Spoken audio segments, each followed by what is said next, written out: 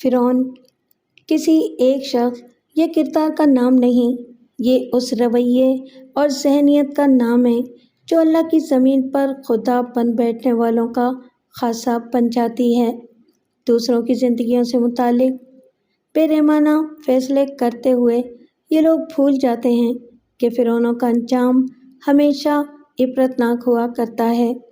مظلوم اور بے بس لوگوں کی جانوں اور عزتوں سے کھیلنے والا وہ طاقتور بھی ایسا ہی تھا۔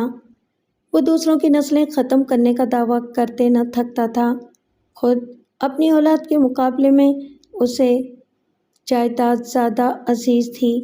اولاد جو کہ والدین کی جائیداد ہی کی وارث نہیں ہوتی، ان کے اعمال کے نتائج بھگتنے میں بھی حصے دار ہوتی ہے۔ السلام علیکم لسنرز، آئیے ملک صفدر حیات کی ایک نئی تفتیشی کہانی سنتے ہیں۔ اس دن صبح مجھے ایس پی نے اپنے دفتر میں طلب کیا اور رسمی بات چیت کے بعد کہا، ملک صاحب، ایک فریادی بڑی دیر سے باہر بیٹھا ہوا ہے۔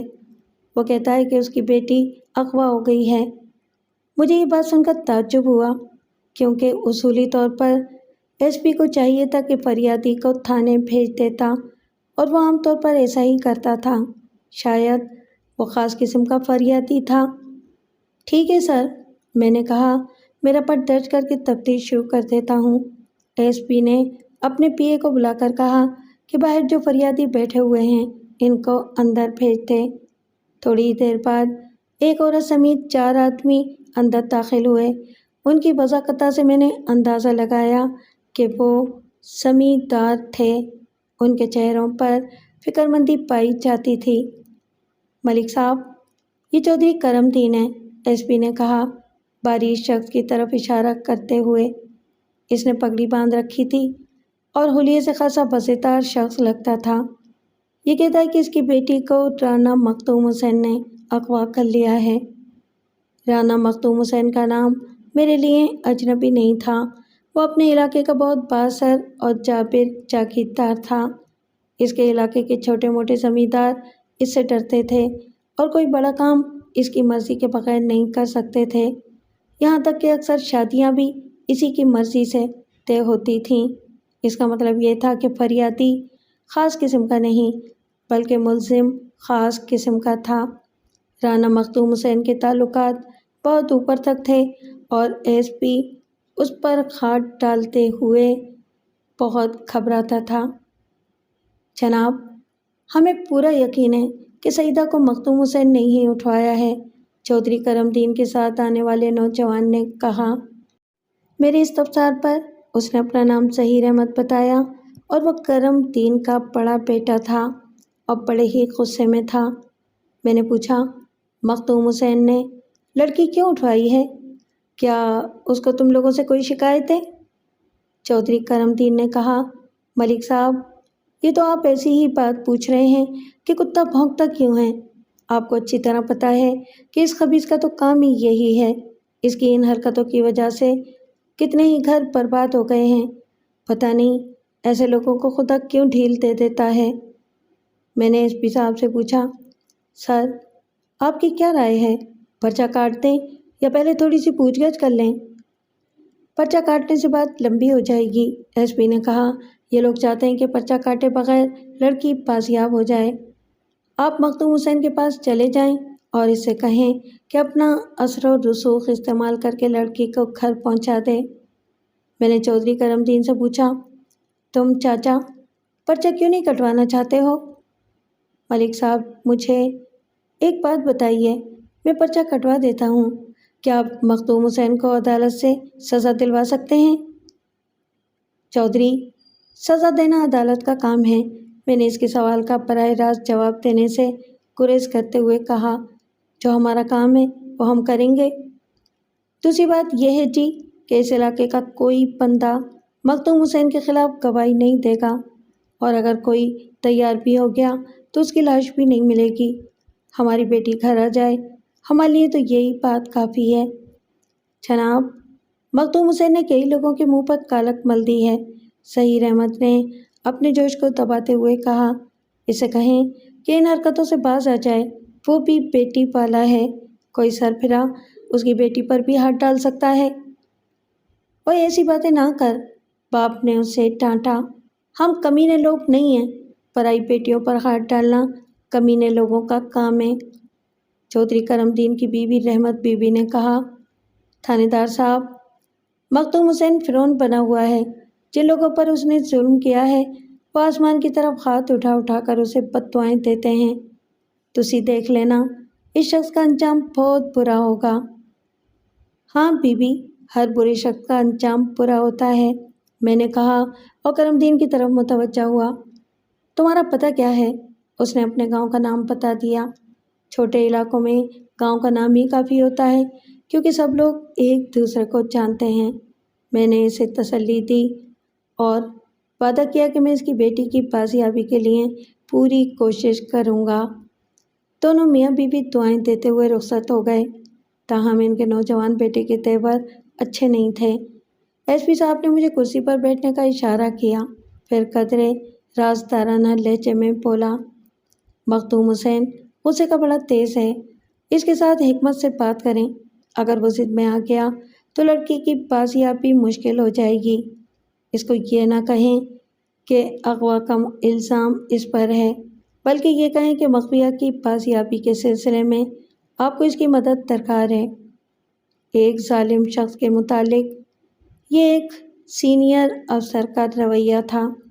اسے آپ بخوبی اندازہ لگا سکتے ہیں کہ ایسے لوگوں کے سامنے ایک تھانے دار کی کیا حیثیت ہوگی اور وہ قانون کا کیا تحفظ کرے گا۔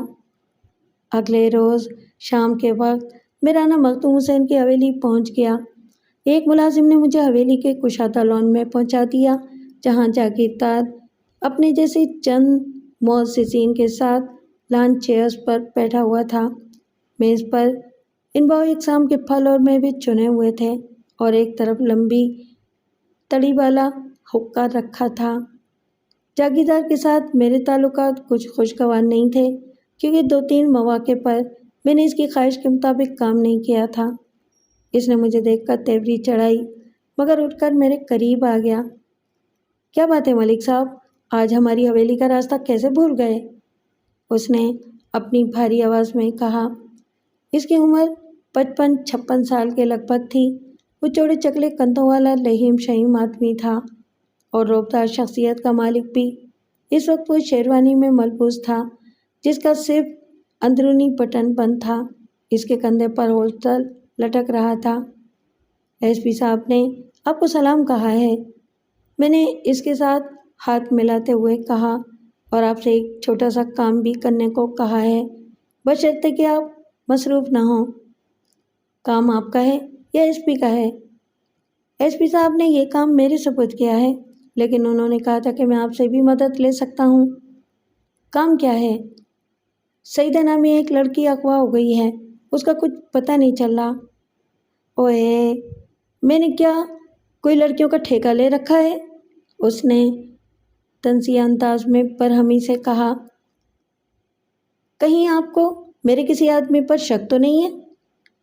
مجھے کسی پر شک نہیں ہے، یہ آپ کا علاقہ ہے اور آپ کی مدد کے بغیر لڑکی برآمد نہیں ہو سکتی۔ کس کی لڑکی ہے؟ چودھری کرم دین کی۔ اس نے کس کے خلاف پرچہ کٹوایا ہے؟ اس نے پرچہ نہیں کٹوایا، لڑکی کا معاملہ ہے اور پرچہ کٹوانے میں اس کی بدنامی ہوگی۔ وہ خود کیوں نہیں آیا میرے پاس؟ مختوم حسین نے گردن پھلا کر کہا۔ وہ اکڑتا کس بات پر ہے؟ 10 مربع زمین نہیں ہے اس کے پاس اور فن خان بنا پھرتا ہے۔ اسے کہیں کہ اگر مدد کی ضرورت ہے تو خود میرے پاس آئے۔ اس کی بات سے ظاہر ہوتا تھا کہ لڑکی اسی نے اٹھوائی تھی۔ واضح طور پر وہ یا تو چودھری کرم دین سے کوئی کام نکلوانا چاہتا تھا یا اس کو اپنے دباؤ میں رکھنا چاہتا تھا۔ رانا صاحب، بات یہ ہے کہ جس شخص کی بیٹی اغوا ہو جائے وہ بیچارہ تو شرمندگی کی وجہ سے ویسے ہی منہ چھپاتا پھرتا ہے۔ آپ اس کو ابھی نہ بلائیں، میں نے کہا۔ ویسے میں اسے کہہ دوں گا کہ وہ آپ سے ملتے جلتا رہا کرے۔ آپ بھی ملتے جلتے رہا کریں، اس نے کہا۔ جس شخص کے سر پر ہمارا ہاتھ نہ ہو اس کی تھانے داری چل نہیں سکتی۔ کرم دین سے کہہ دینا کہ اس کی بیٹی کل تک گھر پہنچ جائے گی، لیکن اگر اس کی اکڑ نہ گئی تو پھر وہ دوبارہ ہم سے مدد کی امید نہ رکھے۔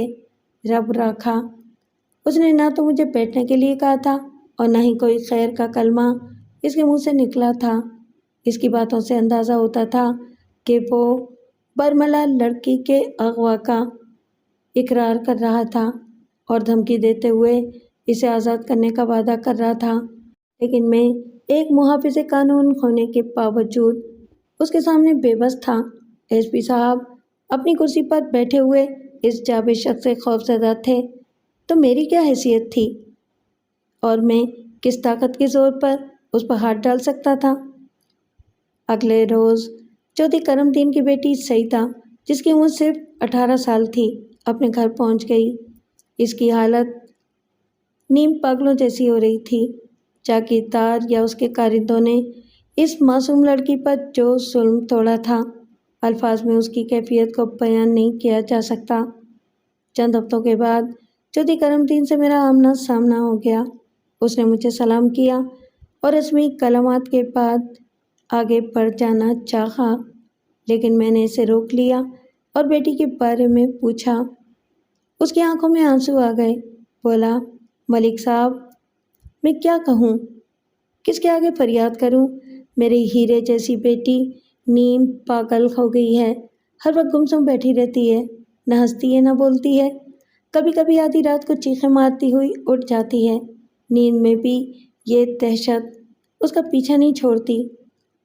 اس نے بتایا نہیں کہ اسے کس نے اٹھوایا ہے؟ کیسی باتیں کر رہے ہیں ملک صاحب؟ جس دن سے وہ گھر آئی ہے اس نے مجھ سے اور بھائیوں سے پردہ کرنا شروع کر دیا ہے۔ میرا اپنا یہ حال ہے کہ میں شرم کی وجہ سے اس کے سامنے جاتے ہوئے گھبراتا ہوں۔ لیکن آپ مجھے یہ بتائیں کہ اس سے پوچھنے کا فائدہ کیا ہوگا؟ کیا آپ جاگیردار پر ہاتھ ڈال سکتے ہیں؟ اس بوڑھے باپ کا سوال آج تک پاکستان کی فضاؤں میں گونج رہا ہے۔ ہمارے محافظ قانون ادارے اس معاملے میں پہلے سے بھی زیادہ کمزور ہو گئے ہیں۔ کوئی پولیس افسر، خواہ وہ کتنا ہی دبنگ کیوں نہ ہو، کسی بااثر مجرم پر ہاتھ نہیں ڈال سکتا۔ لیکن جو بات مجھے بعد میں معلوم ہوئی وہ یہ ہے کہ جو مجرم ملکی قانون کی حیثیت سے بچ جاتا ہے وہ قانون الہی کی گرفت میں آ جاتا ہے، اور خدا کی گرفت بڑی شدید ہوتی ہے۔ چند روز کے بعد 6 یا 7 آدمی تھانے میں آئے۔ ان میں سے 3 آدمی زخمی تھے اور تینوں زخمی نوجوان تھے۔ دیگر افراد میں چودھری کرم الدین بھی شامل تھا۔ ان لوگوں نے بتایا کہ الگ صبح 9-10 بدماشوں نے، جو لاٹھیوں اور آتشی اسلحے سے مسلح تھے، ان کے گھروں پر حملہ کر دیا اور قیمتی سامان توڑ پھوڑ دیا۔ اس کے علاوہ مزاحمت کرنے والوں کو زد و کوب کیا اور فائرنگ کر کے خوف و ہراس پھیلا دیا۔ میں نے پوچھا، یہ بدماش کون تھے اور اس توڑ پھوڑ سے ان کا مقصد کیا تھا؟ وہ کسی لڑکی کو تلاش کر رہے تھے، ایک زخمی نوجوان نے کہا۔ انہوں نے گھروں کی عورتوں کی چادریں اتار کر پھینک دی تھیں اور ایک ایک عورت کا چہرہ دیکھ رہے تھے۔ اوئے، سیدھی بات کیوں نہیں کرتے؟ ایک بوڑھے نے کہا۔ گھما پھرا کر باتیں کرنے کا کیا فائدہ؟ وہ رانا مخدوم حسین کے آدمی تھے جناب۔ 2-4 آدمیوں کے نام میں بتا دیتا ہوں۔ میں نے پوچھا، مدعی کون بنے گا؟ سارے افراد ایک دوسرے کا منہ دیکھنے لگے۔ چودھری کرم الدین نے کہا، اب چپ کیوں ہو؟ ادھر تو بڑا شور مچا رہے تھے۔ میرا نام لکھتے جی، مدعی کے طور پر، ایک شخص نے کہا۔ وہ چوڑے چکلے کندھوں والا لمبا تڑنگا آدمی تھا۔ میرا نام چودھری حاکم الدین ہے، جو ہوگا دیکھا جائے گا۔ کب تک عورتوں کی طرح منہ چھپائے پھرتے رہیں گے؟ کیوں بھائی چودھری جلال الدین؟ چودھری جلال الدین ادھیڑ عمر کا باریک شخص تھا۔ اس نے کہا، ٹھیک ہے جی، میرا نام بھی لکھیں۔ چودھری کرم الدین بھی مدعی بننے پر تیار ہو گیا۔ میں نے ہیڈ کلرک کو بلا کر مذکورہ بدماشوں کے خلاف پرچہ کٹوا دیا۔ 9-10 آدمیوں میں سے 5 یا 6 کے نام معلوم ہوئے تھے۔ میں نے ان کے خلاف بلوا، توڑ پھوڑ اور مداخلت بیجا کے الزامات عائد کیے۔ نوجوان رانا مخدوم حسین اور اس کے بیٹے رانا افتخار کا نام بھی لکھانا چاہتے تھے، لیکن کیونکہ وہ بلوا کرنے والوں میں شامل نہیں تھے، اس لیے میں نے ان کا نام نہیں لکھا۔ شام تک ہم نے چائے واردات کا معائنہ کرنے کے بعد 3 بدماشوں کو گرفتار کر کے عدالت میں بند کر دیا۔ وہ تینوں جاگیردار کے مزارعین میں سے تھے اور پہلے بھی اس قسم کی حرکتیں کرتے رہے تھے۔ ان کی گرفتاری کے 1.5-2 گھنٹے بعد جاگیردار کا بیٹا رانا افتخار 3-4 آدمیوں کے ہمراہ تھانے پہنچ گیا۔ وہ خاصا دراز قد اور گورے چٹے رنگ کا مالک تھا۔ اس کا قد 6.5 فٹ کے قریب تھا۔ اس نے بڑی بڑی مونچھیں رکھی ہوئی تھیں اور بڑے روب داب سے بات کرتا تھا۔ وہ سیدھا میرے کمرے میں گھسا اور آداب و تسلیمات کے بغیر بولا، ملک صاحب، سنا ہے کہ آپ نے ہمارے 3 آدمی پکڑ کر حوالات میں بند کر دیے ہیں۔ میں نے اس کی بات کو نظر انداز کرتے ہوئے پوچھا، کیا نام ہے تمہارا؟ واہ بھائی واہ، آپ مجھے نہیں جانتے؟ اگر جانتا تو نام نہ پوچھتا۔ کمال ہے بھائی، اس نے اپنے ساتھیوں کی طرف دیکھا۔ یہ کیسا تھانے دار ہے، اسے میرا نام تک معلوم نہیں۔ کمرے سے باہر، میں نے دروازے کی طرف اشارہ کرتے ہوئے سخت لہجے میں کہا، سب باہر نکل جاؤ۔ جب تمہیں اپنا نام یاد آ جائے تو پھر اندر آنا اور صرف ایک آدمی اندر آئے۔ اور جناب، یہ رانا افتخار حسین صاحب ہیں، ایک نوجوان نے کہا۔ یہ اس علاقے کے سب سے بڑے جاگیردار کے صاحبزادے ہیں۔ یہ خود اپنا تعارف کرائے گا، میں نے اٹھتے ہوئے کہا۔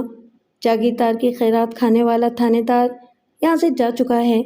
میں بھی جاگیردار کے خاندان سے تعلق رکھتا ہوں، کوئی گھسیارا نہیں ہوں میں اپنی عزت کی حفاظت کرنا جانتا ہوں۔ میری بات سن کر رانا افتخار کچھ نرم پڑ گیا، بولا، ملک صاحب، مجھے اس علاقے کا بچہ بچہ جانتا ہے، میرا نام رانا افتخار حسین ہے۔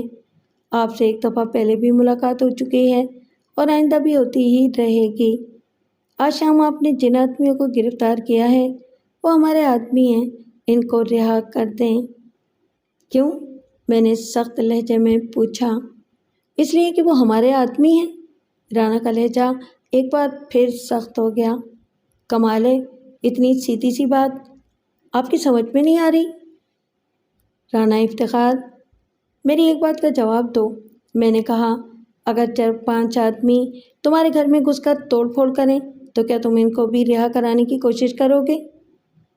ان کو تو ہم موقع پر ہی ٹھنڈا کر دیں گے۔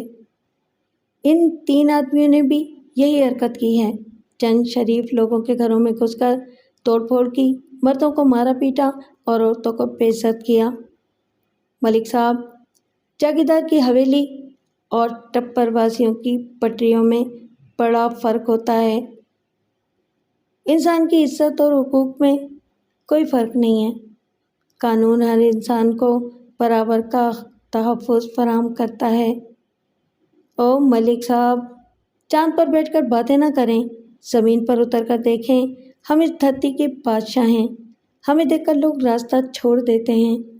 میں نے غصے سے کہا، لوگ تو جنگلی ریچھ کو دیکھ کر بھی راستہ چھوڑ دیتے ہیں۔ انسان کو انسان بن کر دنیا میں رہنا چاہیے۔ اس دنیا کی رونق رئیسوں اور جاگیرداروں کی وجہ سے نہیں، غریبوں کی وجہ سے ہے۔ غریب محنت کرتے ہیں اور رئیس ان کی محنت سے آرام پاتے ہیں۔ اگر دنیا میں غریب نہ ہو تو امیروں کا آرام غارت ہو جائے گا۔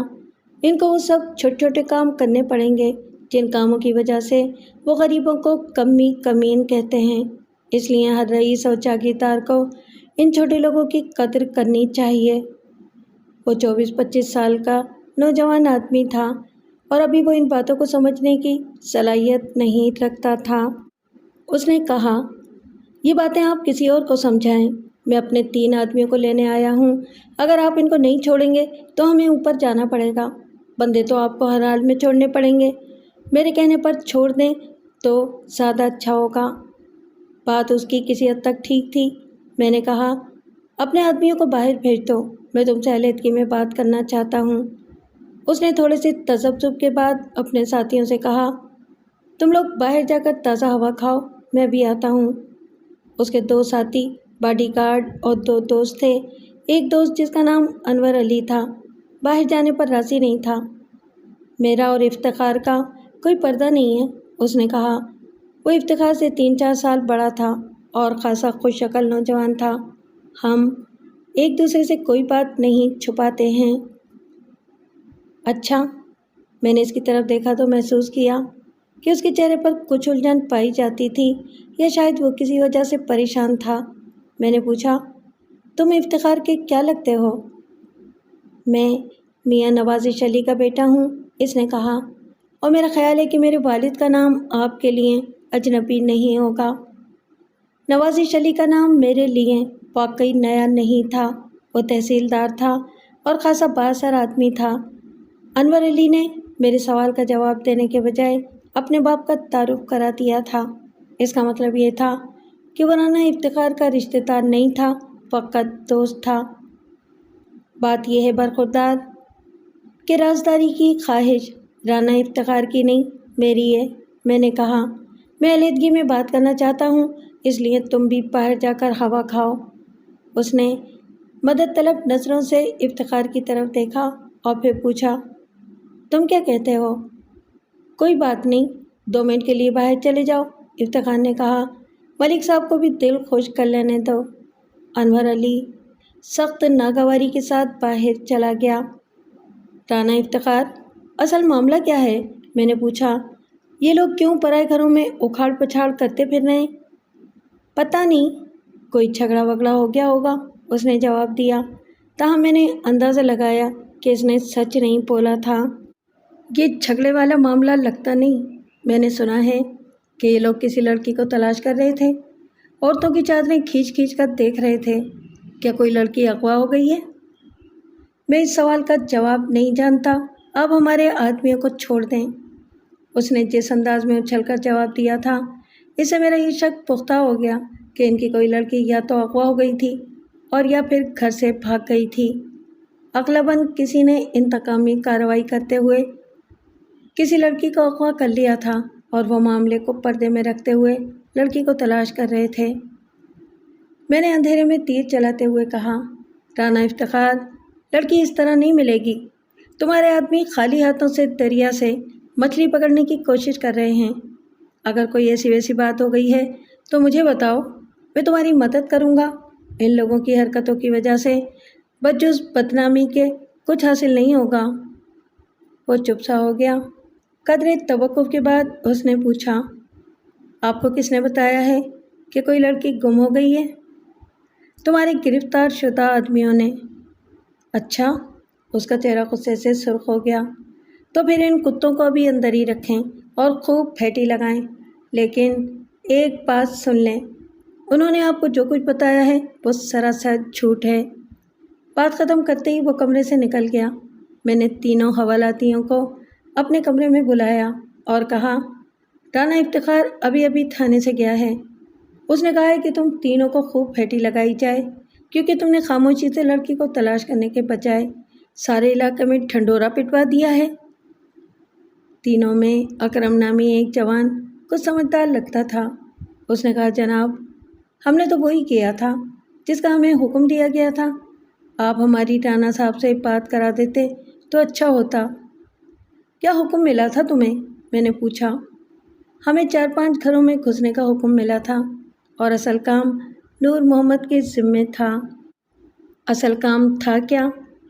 اس نے قدرے تامل کرتے ہوئے کہا، اصل بات آپ نے خود ہی کہہ دی ہے، اب ہم کیا بولیں؟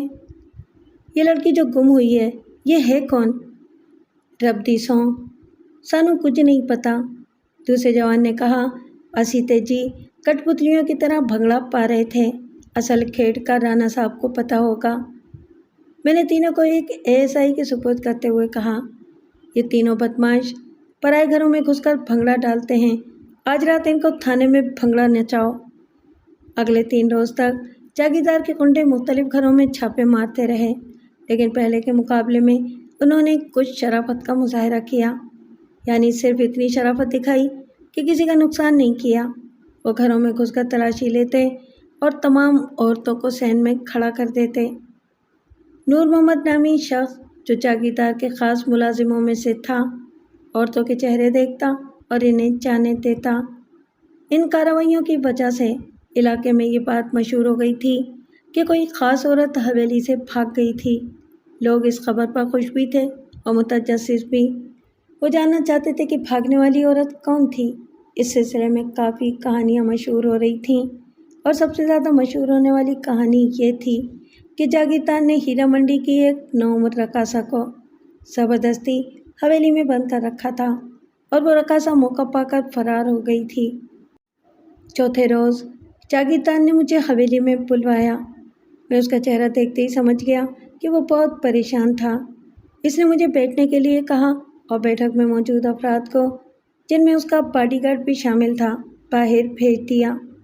پھر وہ اپنے مخصوص صوفے پر جا کر بیٹھ گیا اور حقے کا ایک گہرا کش لینے کے بعد گہری سوچ میں ڈوب گیا۔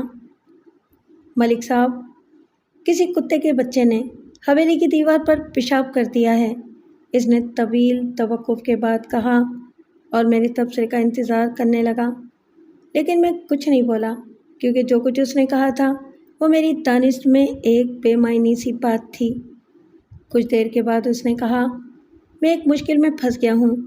میرے صاف ستھرے کپڑوں پر کیچڑ کے چھینٹے پڑ گئے ہیں، لیکن میری سمجھ میں نہیں آتا کہ بات کہاں سے شروع کروں۔ معاملہ بڑا رازداری والا ہے، مجھے امید ہے کہ آپ اس کا چرچا نہیں کریں گے۔ مجھے دل میں ہنسی آ گئی۔ دوسروں کی عزت اچھالنے والا آج پریشان نظر آ رہا تھا۔ اسے اندازہ نہیں تھا کہ اس کا دامن تو عرصہ دراز سے داغدار چلا آ رہا تھا، لیکن اسے یہ داغ کبھی نظر نہیں آئے تھے۔ رانا صاحب، عزت و ذلت خدا کے ہاتھ میں ہے، آپ پورے اعتماد سے بات کریں، معاملہ کیا ہے؟ اس نے گہرا سانس لیا اور پھر بولا، میری بڑی بیٹی گم ہو گئی ہے۔ اس بات کو 5 روز ہو گئے ہیں، ہم نے سارا علاقہ چھان مارا ہے مگر لڑکی کا کچھ پتہ نہیں چلا۔ میں نے ہنس کر کہا، یہ بات تو مجھے اسی روز معلوم ہو گئی تھی۔ کیا؟ کس حرام کے تخم نے آپ کو یہ بات بتائی تھی؟ میرے تجربے نے، میں نے اطمینان سے جواب دیا۔ اگر یقین نہ آئے تو اپنے بیٹے سے پوچھ لیں۔ میں نے اس کو مدد کی پیشکش بھی کی تھی مگر وہ بات کھول کر گیا۔ اسے اپنے طریقے پر بہت یقین تھا۔ تجربے اور طاقت میں یہی فرق ہے۔ اگر آپ کو اصل بات معلوم ہو گئی تھی تو آپ میرے پاس کیوں نہیں آئے؟ اس وقت آپ بھی میری بات نہ سنتے۔ شاید آپ ٹھیک ہی کہتے ہیں، انسان کو خاندان کی عزت کا خیال رکھنا ہی پڑتا ہے۔ اب آپ بتائیں کہ کیا کرنا چاہیے؟ اگر آپ کے موٹی عقل والے کارندے پورے علاقے میں گند نہ پھیلاتے تو لڑکی آس پاس سے ہی برآمد ہو جاتی، لیکن انہوں نے بھنگڑے ڈال کر اور لوگوں کی عزت اچھال کر معاملات زیادہ خراب کر دیا ہے۔ ان کارروائیوں کی وجہ سے لڑکی غالباً دور نکل گئی ہے۔ اب ہمیں زیادہ بھاگ دوڑ کرنی پڑے گی۔ کچھ بھی کریں، لڑکی برآمد ہونی چاہیے، اور لڑکی کے ساتھ وہ کتا بھی جس نے حویلی کی نیک نامی کو داغدار کیا ہے، لیکن یہ ساری کارروائی رازداری سے ہونی چاہیے۔ رانا صاحب، اب رازداری کا وقت نہیں رہا، یہ بات پورے علاقے میں مشہور ہو چکی ہے۔ خیر، اس بات کو چھوڑیں، مجھے بلا وجہ کسی بات کا چرچا کرنے کا شوق نہیں ہے۔ آپ مجھے یہ بتائیں کہ لڑکی کو اغوا کر لیا گیا ہے یا وہ اپنی مرضی سے گئی ہے؟ ہمیں تو اس کا کوئی ثبوت نہیں ملا، لیکن ہو سکتا ہے کہ اسے اغوا ہی کیا گیا ہو۔ آپ کو شک کس پر ہے؟ جن لوگوں پر ہمیں شک تھا ان کو ہم نے کھنگال ڈالا ہے، اس نے جواب دیا۔ پھر چند نام مجھے بتائے، آپ بھی ان لوگوں سے پوچھ گچھ کر لیں۔ میں اپنی تفتیش حویلی کے اندر سے شروع کروں گا۔ وہ کیوں؟ اس نے حیرانی سے کہا، حویلی کے اندر اب کیا رکھا ہے؟ رابعہ تو پتہ نہیں کہاں پہنچ چکی ہوگی۔ آپ تلاش کی بات کر رہے ہیں، میں تفتیش کی بات کر رہا ہوں۔ تلاشی اور تفتیش میں بہت فرق ہے۔ اگر آپ میرے کام میں روک ڈالیں گے تو میں آپ کی مدد نہیں کر سکوں گا۔ اس نے استہزائیہ لہجے میں پوچھا، کیا آپ لڑکی کے قدموں کا کھرا نکالیں گے؟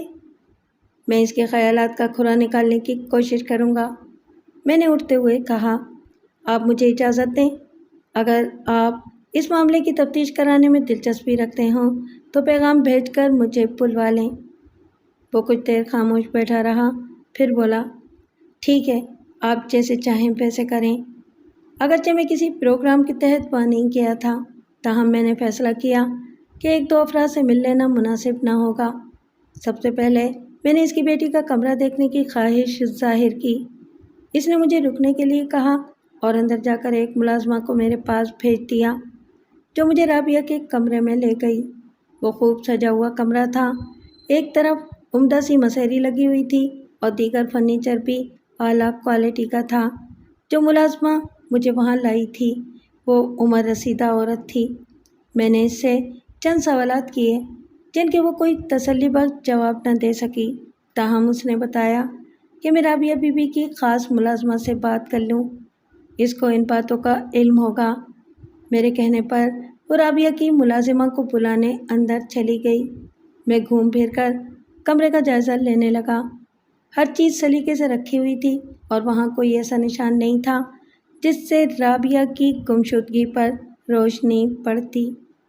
چند منٹوں کے بعد میں قدموں کی آواز سن کر دروازے کی طرف مڑا تو دیکھا کہ ایک بنی سنوری عورت جس نے ریشمی لہنگا پہن رکھا تھا دروازے میں کھڑی شوق نظروں سے میری طرف دیکھ رہی تھی۔ اس کی عمر 35-36 سال کے لگ بھگ معلوم ہوتی تھی۔ پہلی نظر میں تو میں اس کو جاگیردار کے خاندان کی کوئی عورت ہی سمجھا۔ کی گل ہے جی، اس نے شوقی سے کہا، سنا ہے تسی میرے ساتھ کوئی گل بات کرنا چاہتے ہو؟ اس کے لب و لہجے سے میں سمجھ گیا کہ وہ ملازمہ تھی۔ میں نے اس کا نام پوچھا تو اس نے اللہ وسائی بتایا، پھر بولی، لو جی، آپ نے صرف نام پوچھنے کے لیے مجھے بلایا تھا؟ میں نے پوچھا، تم رابعہ کی ملازمہ ہو؟ آہو جی۔ میرے سوال کے بعد وہ کچھ محتاط نظر آنے لگی۔ اس کی آنکھوں میں الجھن نمودار ہو گئی تھی۔ میں نے پوچھا، تمہاری مالکن کہاں ہے؟ لو جی، مجھے کیا پتہ، اس نے جواب دیا، مالکوں کی باتیں مالک جانے، ہم غریب کمی کمین تو مالکوں کے حکم کے بندے ہوتے ہیں، یہ باتیں آپ مالکوں سے پوچھیں۔ میں نے اسے اعتماد میں لینے کے لیے کہا، مالکوں سے میں بات کر چکا ہوں، ان کو لڑکی کی کوئی پرواہ نہیں ہے۔ تمہیں پتہ ہی ہوگا کہ یہ لوگ لڑکیوں کو گھر کا کوڑا سمجھتے ہیں، اس لیے ان کے رہنے یا جانے سے ان کو کوئی فرق نہیں پڑتا۔ میں صرف یہ معلوم کرنا چاہتا ہوں کہ تمہاری مالکن خیریت سے ہے؟ اس نے پریشانی سے ادھر ادھر دیکھا، پھر بولی، مجھے کیا پتہ جی، اللہ اس کو خیریت سے رکھے۔ میں نے پوچھا، جس دن وہ گھر سے گئی اس دن ہوا کیا تھا؟ اس دن کیا ہونا تھا جی، جو روزانہ ہوتا ہے وہی ہوا تھا۔ رب خیر کرے، بطول بی بی بڑی اچھی مالکن تھی، میرا بڑا خیال رکھتی تھی۔ ایک دن مجھے ذرا سا بخار چڑھ گیا تو اس نے یہ ڈھیر ساری دوائیں منگوا لیں۔ اس نے ٹھنڈی سانس لی۔ میں تو کہتی ہوں کہ رب سونا جو کچھ کرتا ہے اچھا ہی کرتا ہے۔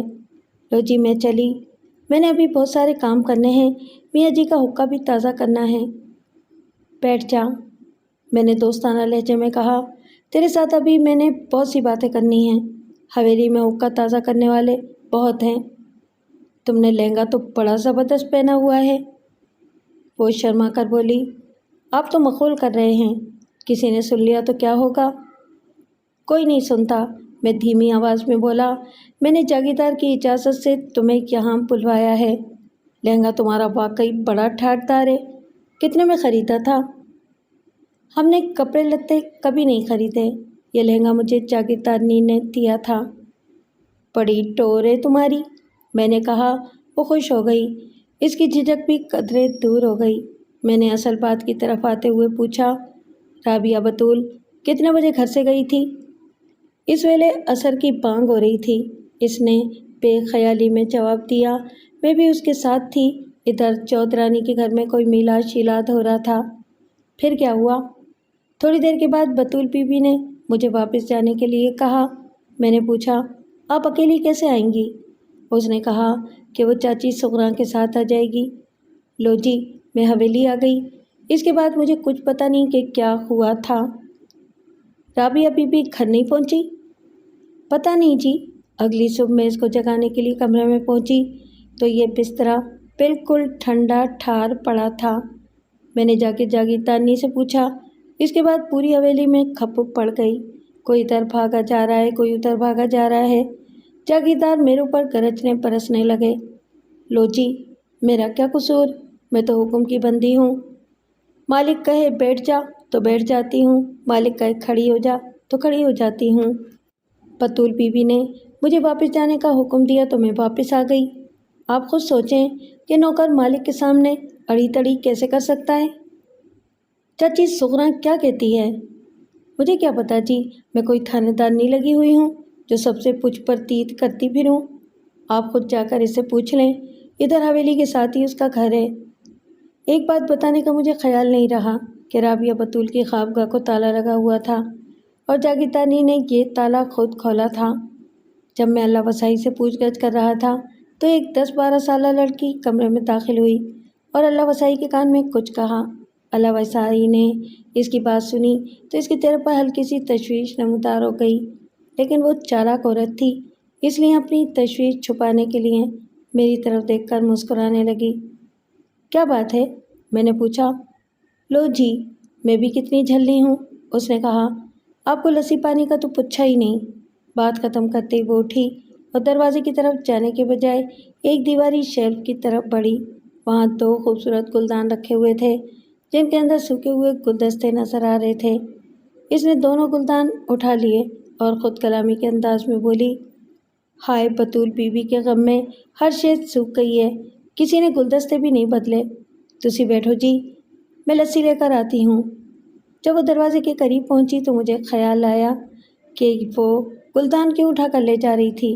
شاید اس بات کا اس نومول لڑکی کی بات سے تعلق تھا جو اس نے سرگوشی میں کہی تھی اور جسے سن کر اللہ وسائی کے چہرے پر تشویش نمودار ہو گئی تھی۔ اللہ وسائی، ذرا ٹھہر جا، میں نے کہا اور اس کی طرف بڑھا، لیکن اس نے میری بات سنی انسنی کر دی۔ میں تیزی سے آگے بڑھا اور اس کی کلائی پکڑ لی جو چوڑیوں سے بھری ہوئی تھی۔ میرا خیال ہے کہ اس کی 2-4 چوڑیاں بھی ٹوٹ گئی تھیں۔ لو جی، ایک چنگی زبردستی ہے، اس نے ایک جھٹکے سے کلائی چھڑا لی۔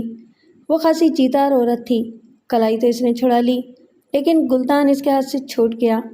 پیتل کے وہ خوبصورت گلدان ٹائلوں والے چکنے فرش پر جل ترنگ بجاتے ہوئے ایک طرف لڑک گئے۔ سوکھے ہوئے گلدستے باہر نکل گئے تھے۔ اللہ وسائی گلدانوں کے پیچھے بھاگی، تاہم میری نظر ایک گلدستے کی نچلی ٹہنیوں میں الجھے ہوئے گلابی کاغذ پر پڑی۔ وہ طے کیا ہوا کاغذ تھا اور خط معلوم ہوتا تھا۔ میں نے اسے اٹھا کر مٹھی میں دبا لیا۔ اسی اثنا میں اللہ وسائی نے ایک گلدان اٹھا لیا تھا۔ میں نے دوسرا گلدان اٹھایا اور بظاہر بے خیالی میں اسے الٹا کر دیا۔ میرا خیال تھا کہ اس کے اندر مزید خط ہوں گے، مگر اندر سے کچھ برآمد نہیں ہوا۔ کیا بات ہے؟ میں نے اللہ وسائی سے کہا، تم اتنی پریشان کیوں ہو گئی ہو؟ تسی تو میرا ترائی کٹ دیتا ہے، اس نے کہا۔ وہ میرے ہاتھ میں پکڑے ہوئے گلدان کو کھول رہی تھی۔ یہ لو، میں نے گلدان اس کی طرف بڑھایا۔ اس نے متلاشی نظروں سے فرش پر بکھرے ہوئے سوکھے پھولوں کی طرف دیکھا اور گلدان میرے ہاتھ سے جھپٹ لیا۔ میں نے اسی کے انداز میں اس کے ہاتھ سے دوسرا گلدان جھپٹ لیا اور اسے بھی الٹا کر دیا، مگر اس کے اندر بھی کچھ نہیں تھا۔ یہ دیکھ، اس میں چپ پڑ گئی ہے، میں نے اس کی توجہ دوسری طرف لگانے کے لیے کہا۔ وہ الجھی ہوئی نظروں سے میری طرف دیکھنے لگی۔ نومل لڑکی دروازے میں کھڑی یہ تماشا دیکھ رہی تھی۔ اس سارے ڈرامے کا مقصد اس کی سمجھ میں نہیں آیا تھا۔ اللہ وسائی نے سوکھے ہوئے پھول سمیٹ کر ایک گلدان میں ٹھوس دیے اور کچھ دیر تک پریشان نظروں سے فرنیچر اور مسیری کے نیچے نظریں دوڑاتی رہی، پھر سر جھٹکتی ہوئی کمرے سے نکل گئی۔ میں نے ایک طرف ہو کر گلابی کاغذ کھولا۔ اس پر کسی القاب اور آداب کے بغیر لکھا تھا، کل شام کو شیخاں والی گلی کے کونے پر تمہارا انتظار کروں گا، زیورات اور پیسے بھی رکھ لینا، کپڑے نہ لانا، دیکھنے والوں کو شک ہو جائے گا، ساری تیاری مکمل ہے، اس خط کو پڑھ کر جلا دینا۔ میں نے خط کو طے کر کے جیب میں رکھ لیا اور ملازمہ کا انتظار کرنے لگا، لیکن معلوم ہوتا تھا کہ اس نے لسی کے لیے دہیج جمانا شروع کر دیا تھا۔ تھوڑی دیر کے بعد جاگیردانی بوڑھی ملازمہ کے ہمراہ کمرے میں داخل ہوئی۔ اس نے ریشمی کپڑے کا کڑا ہوا جوڑا پہن رکھا تھا اور پیروں میں اس کے تلے والا کھسا تھا۔ دیکھنے میں بڑی ٹھاٹ باٹ والی عورت لگتی تھی، مگر اندر سے بہت دکھی تھی۔ بیٹی کی روپوشی کا غم سب سے زیادہ اسی کو تھا۔ کمرہ دیکھ لیا ملک صاحب؟ اس نے پوچھا۔ غالباً وہ دروازے کو تالا لگانا چاہتی تھی۔ کمرہ تو میں نے دیکھ لیا ہے، مگر آپ کی نوکرانی میرے لیے لسی لینے گئی ہے، میں نے کہا۔ کم سے کم مجھے تو یہی کہہ کر گئی ہے، میں اس کا انتظار کر رہا تھا۔ آپ نے لسی منگوائی ہے؟ نہیں، وہ خود ہی لینے گئی ہے۔ اس پاگل کی بچی کے اندر اتنی ہمت کیسے پیدا ہو گئی کہ مہمانوں کی اپنی مرضی سے خاطریں شروع کر دیں؟ جاگیردانی نے کہا۔ پھر بوڑھی ملازمہ سے کہا، جا دیکھ جا کے اس کمینی کو، پتہ نہیں کہاں گھسی ہوئی ہے۔ بوڑھی ملازمہ نے خالہ جی کہا اور کمرے سے نکل گئی۔ میں آپ سے ایک دو باتیں پوچھ سکتا ہوں؟ میں نے کہا۔ کیا فائدہ باتیں پوچھنے کا؟ اس نے دکھی لہجے میں کہا۔ انسان کو کوشش ضرور کرنی چاہیے، میں نے کہا۔ مجھے امید ہے کہ میں آپ کی بیٹی کو تلاش کرنے میں کامیاب ہو جاؤں گا۔ ملک صاحب، آپ سمجھدار آدمی ہیں، آپ کو جاگیرداروں کے طور طریقے ضرور معلوم ہوں گے۔ کبھی کبھی کوشش کرنے سے نقصان بھی ہو جایا کرتا ہے۔ جی؟ میں نے حیرانی سے کہا۔ آپ بیٹھک میں چل کر بیٹھیں، اس نے میری حیرانی کو نظر انداز کرتے ہوئے کہا۔ میں آپ کے لیے وہیں پر لسی بھجواتی ہوں۔ قدرے تامل کے بعد اس نے پوچھا، آپ کو اللہ وسائی کی باتوں سے کیا معلوم ہوا ہے؟ پہلے میں نے گول مول جواب دینے کا فیصلہ کیا، پھر سوچا کہ ماں سے کوئی بات چھپانی نہیں چاہیے۔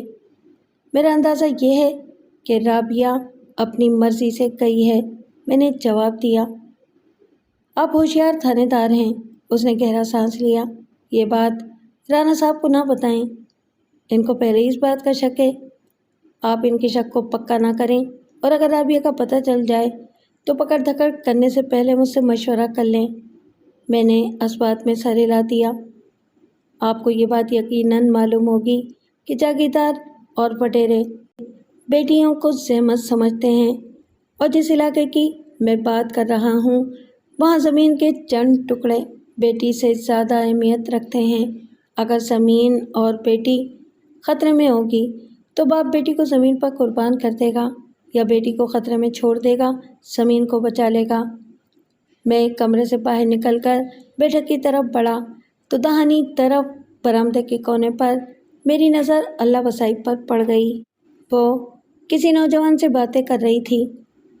نوجوان کی پشت میری طرف تھی، اگرچہ میں اسے پہچان نہیں سکا، لیکن میرا خیال ہے کہ وہ میرے لیے اجنبی نہیں تھا، میں اس کو پہلے بھی کہیں دیکھ چکا تھا۔ اللہ وسائی نے میری طرف دیکھا تو جلدی سے ستون کی اوٹ میں ہو گئی اور غالباً نوجوان کو میرے بارے میں بتایا، کیونکہ نوجوان پیچھے دیکھے بغیر ایک طرف نکل گیا تھا۔ بیٹھک میں رانا مخدوم حسین اکیلا بیٹھا حقہ پی رہا تھا، مجھے دیکھ کر بولا، ملک صاحب، بڑی دیر لگا دی آپ نے کمرہ دیکھنے میں۔ سرا تلاش کرنے میں ہمیشہ دیر لگ جایا کرتی ہے، میں نے کہا۔ سرا مل جائے تو پھر معاملہ سلجھانا آسان ہو جاتا ہے۔ تو مل گیا سرا؟ اس نے پوچھا۔ ہاں مل گیا، میں نے جواب دیا۔ اتنی جلدی؟ وہ حیران ہو گیا۔ ابھی تو آپ کہہ رہے تھے کہ میں نے بڑی دیر لگا دی۔ وہ بات بھی ٹھیک تھی اور یہ بات بھی ٹھیک ہے۔ کیا پتہ چلایا آپ نے؟ فی الحال تو میں آپ کو کچھ نہیں بتا سکتا، آپ مجھے یہ بتائیں کہ آپ کو شک کس پر ہے؟ یہ بات تو آپ پہلے بھی پوچھ چکے ہیں۔ رانا صاحب، یہ کسی چھوٹے زمیندار کی حرکت نہیں ہے۔ آپ نے مجھے چھوٹے زمینداروں کے نام بتائے تھے، اپنی ٹکر کے کسی بندے کا نام نہیں بتایا۔ مجھے جو سرا ملا ہے اس سے اندازہ ہوتا ہے کہ اس حرکت میں کوئی بڑا ہاتھ ہے۔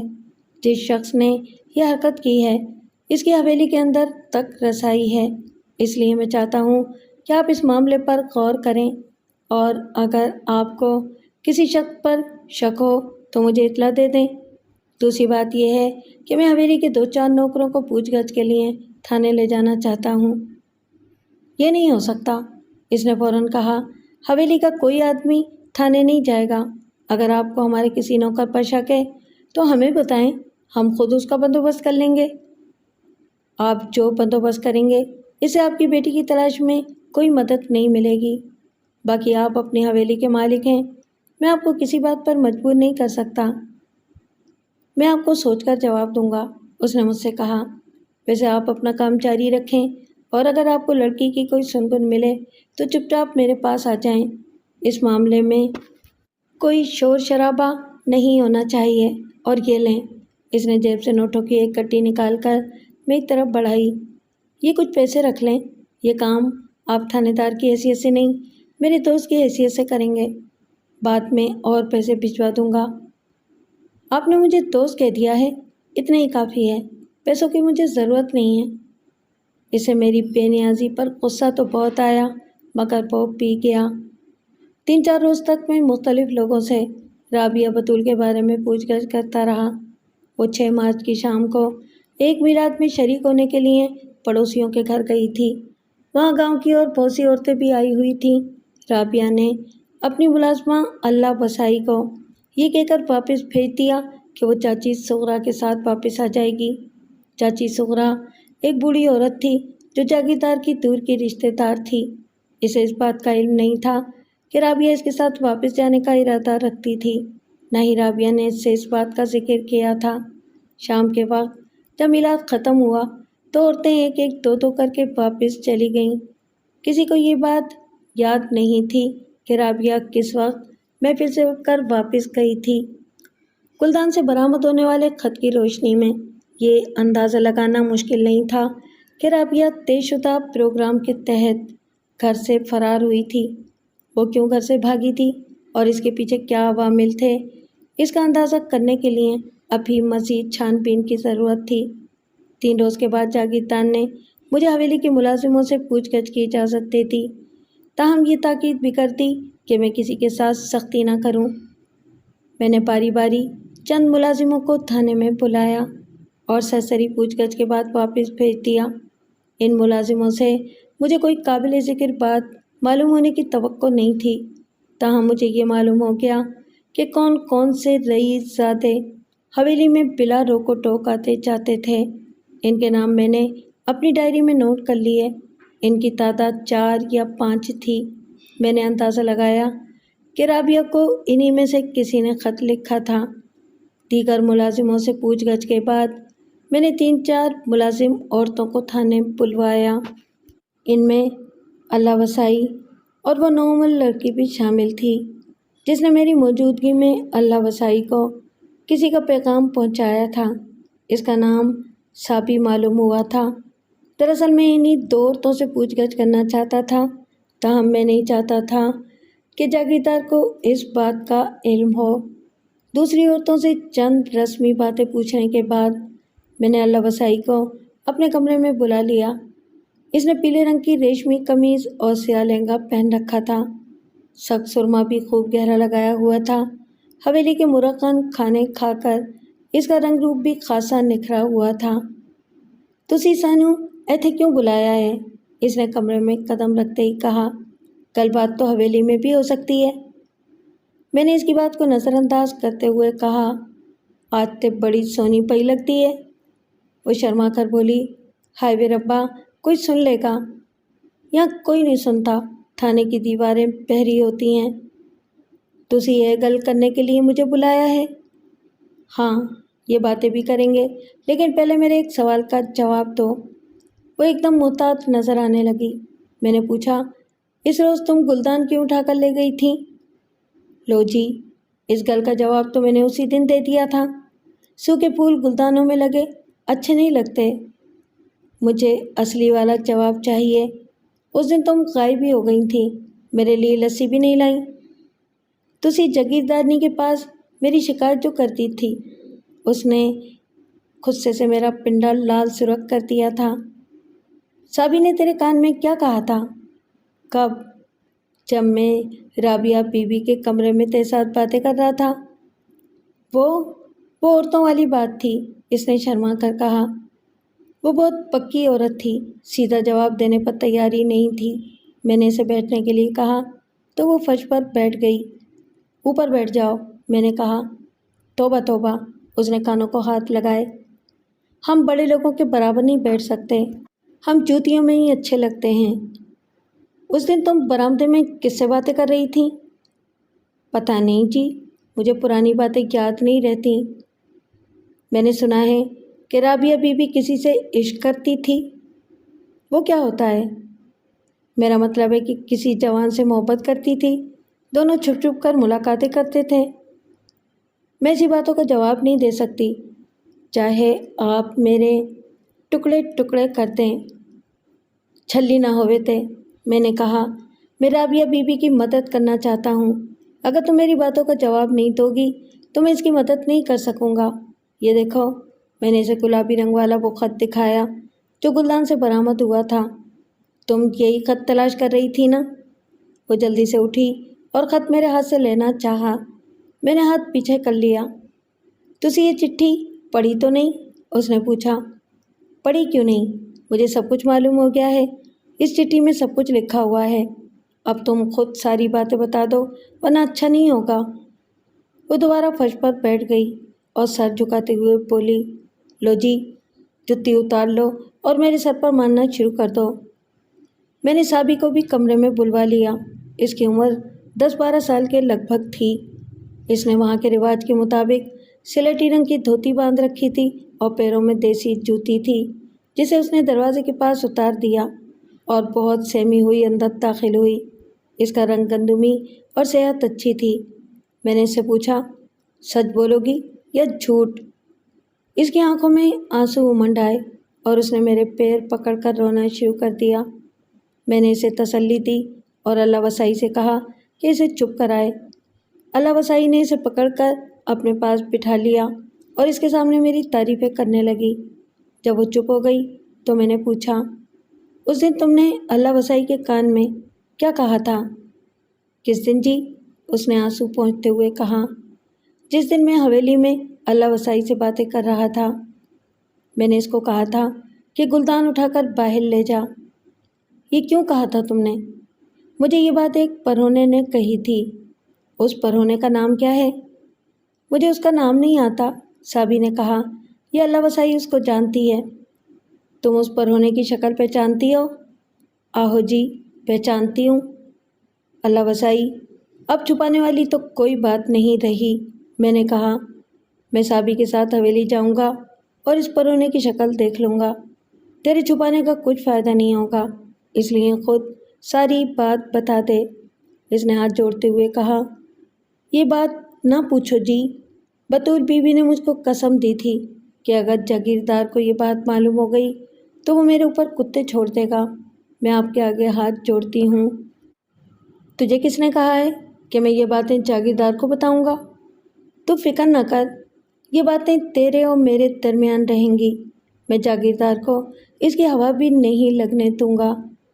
تھوڑی دیر کے بعد وہ راستے پر آ گئی۔ اس نے بتایا کہ رابعہ بطول کی عمر 27 سال سے زیادہ ہو چکی تھی اور ابھی تک اس کی شادی نہیں ہوئی تھی۔ جو رشتے آتے تھے جاگیردار انکار کر دیتا تھا کیونکہ زیادہ تر باہر کے رشتے آتے تھے۔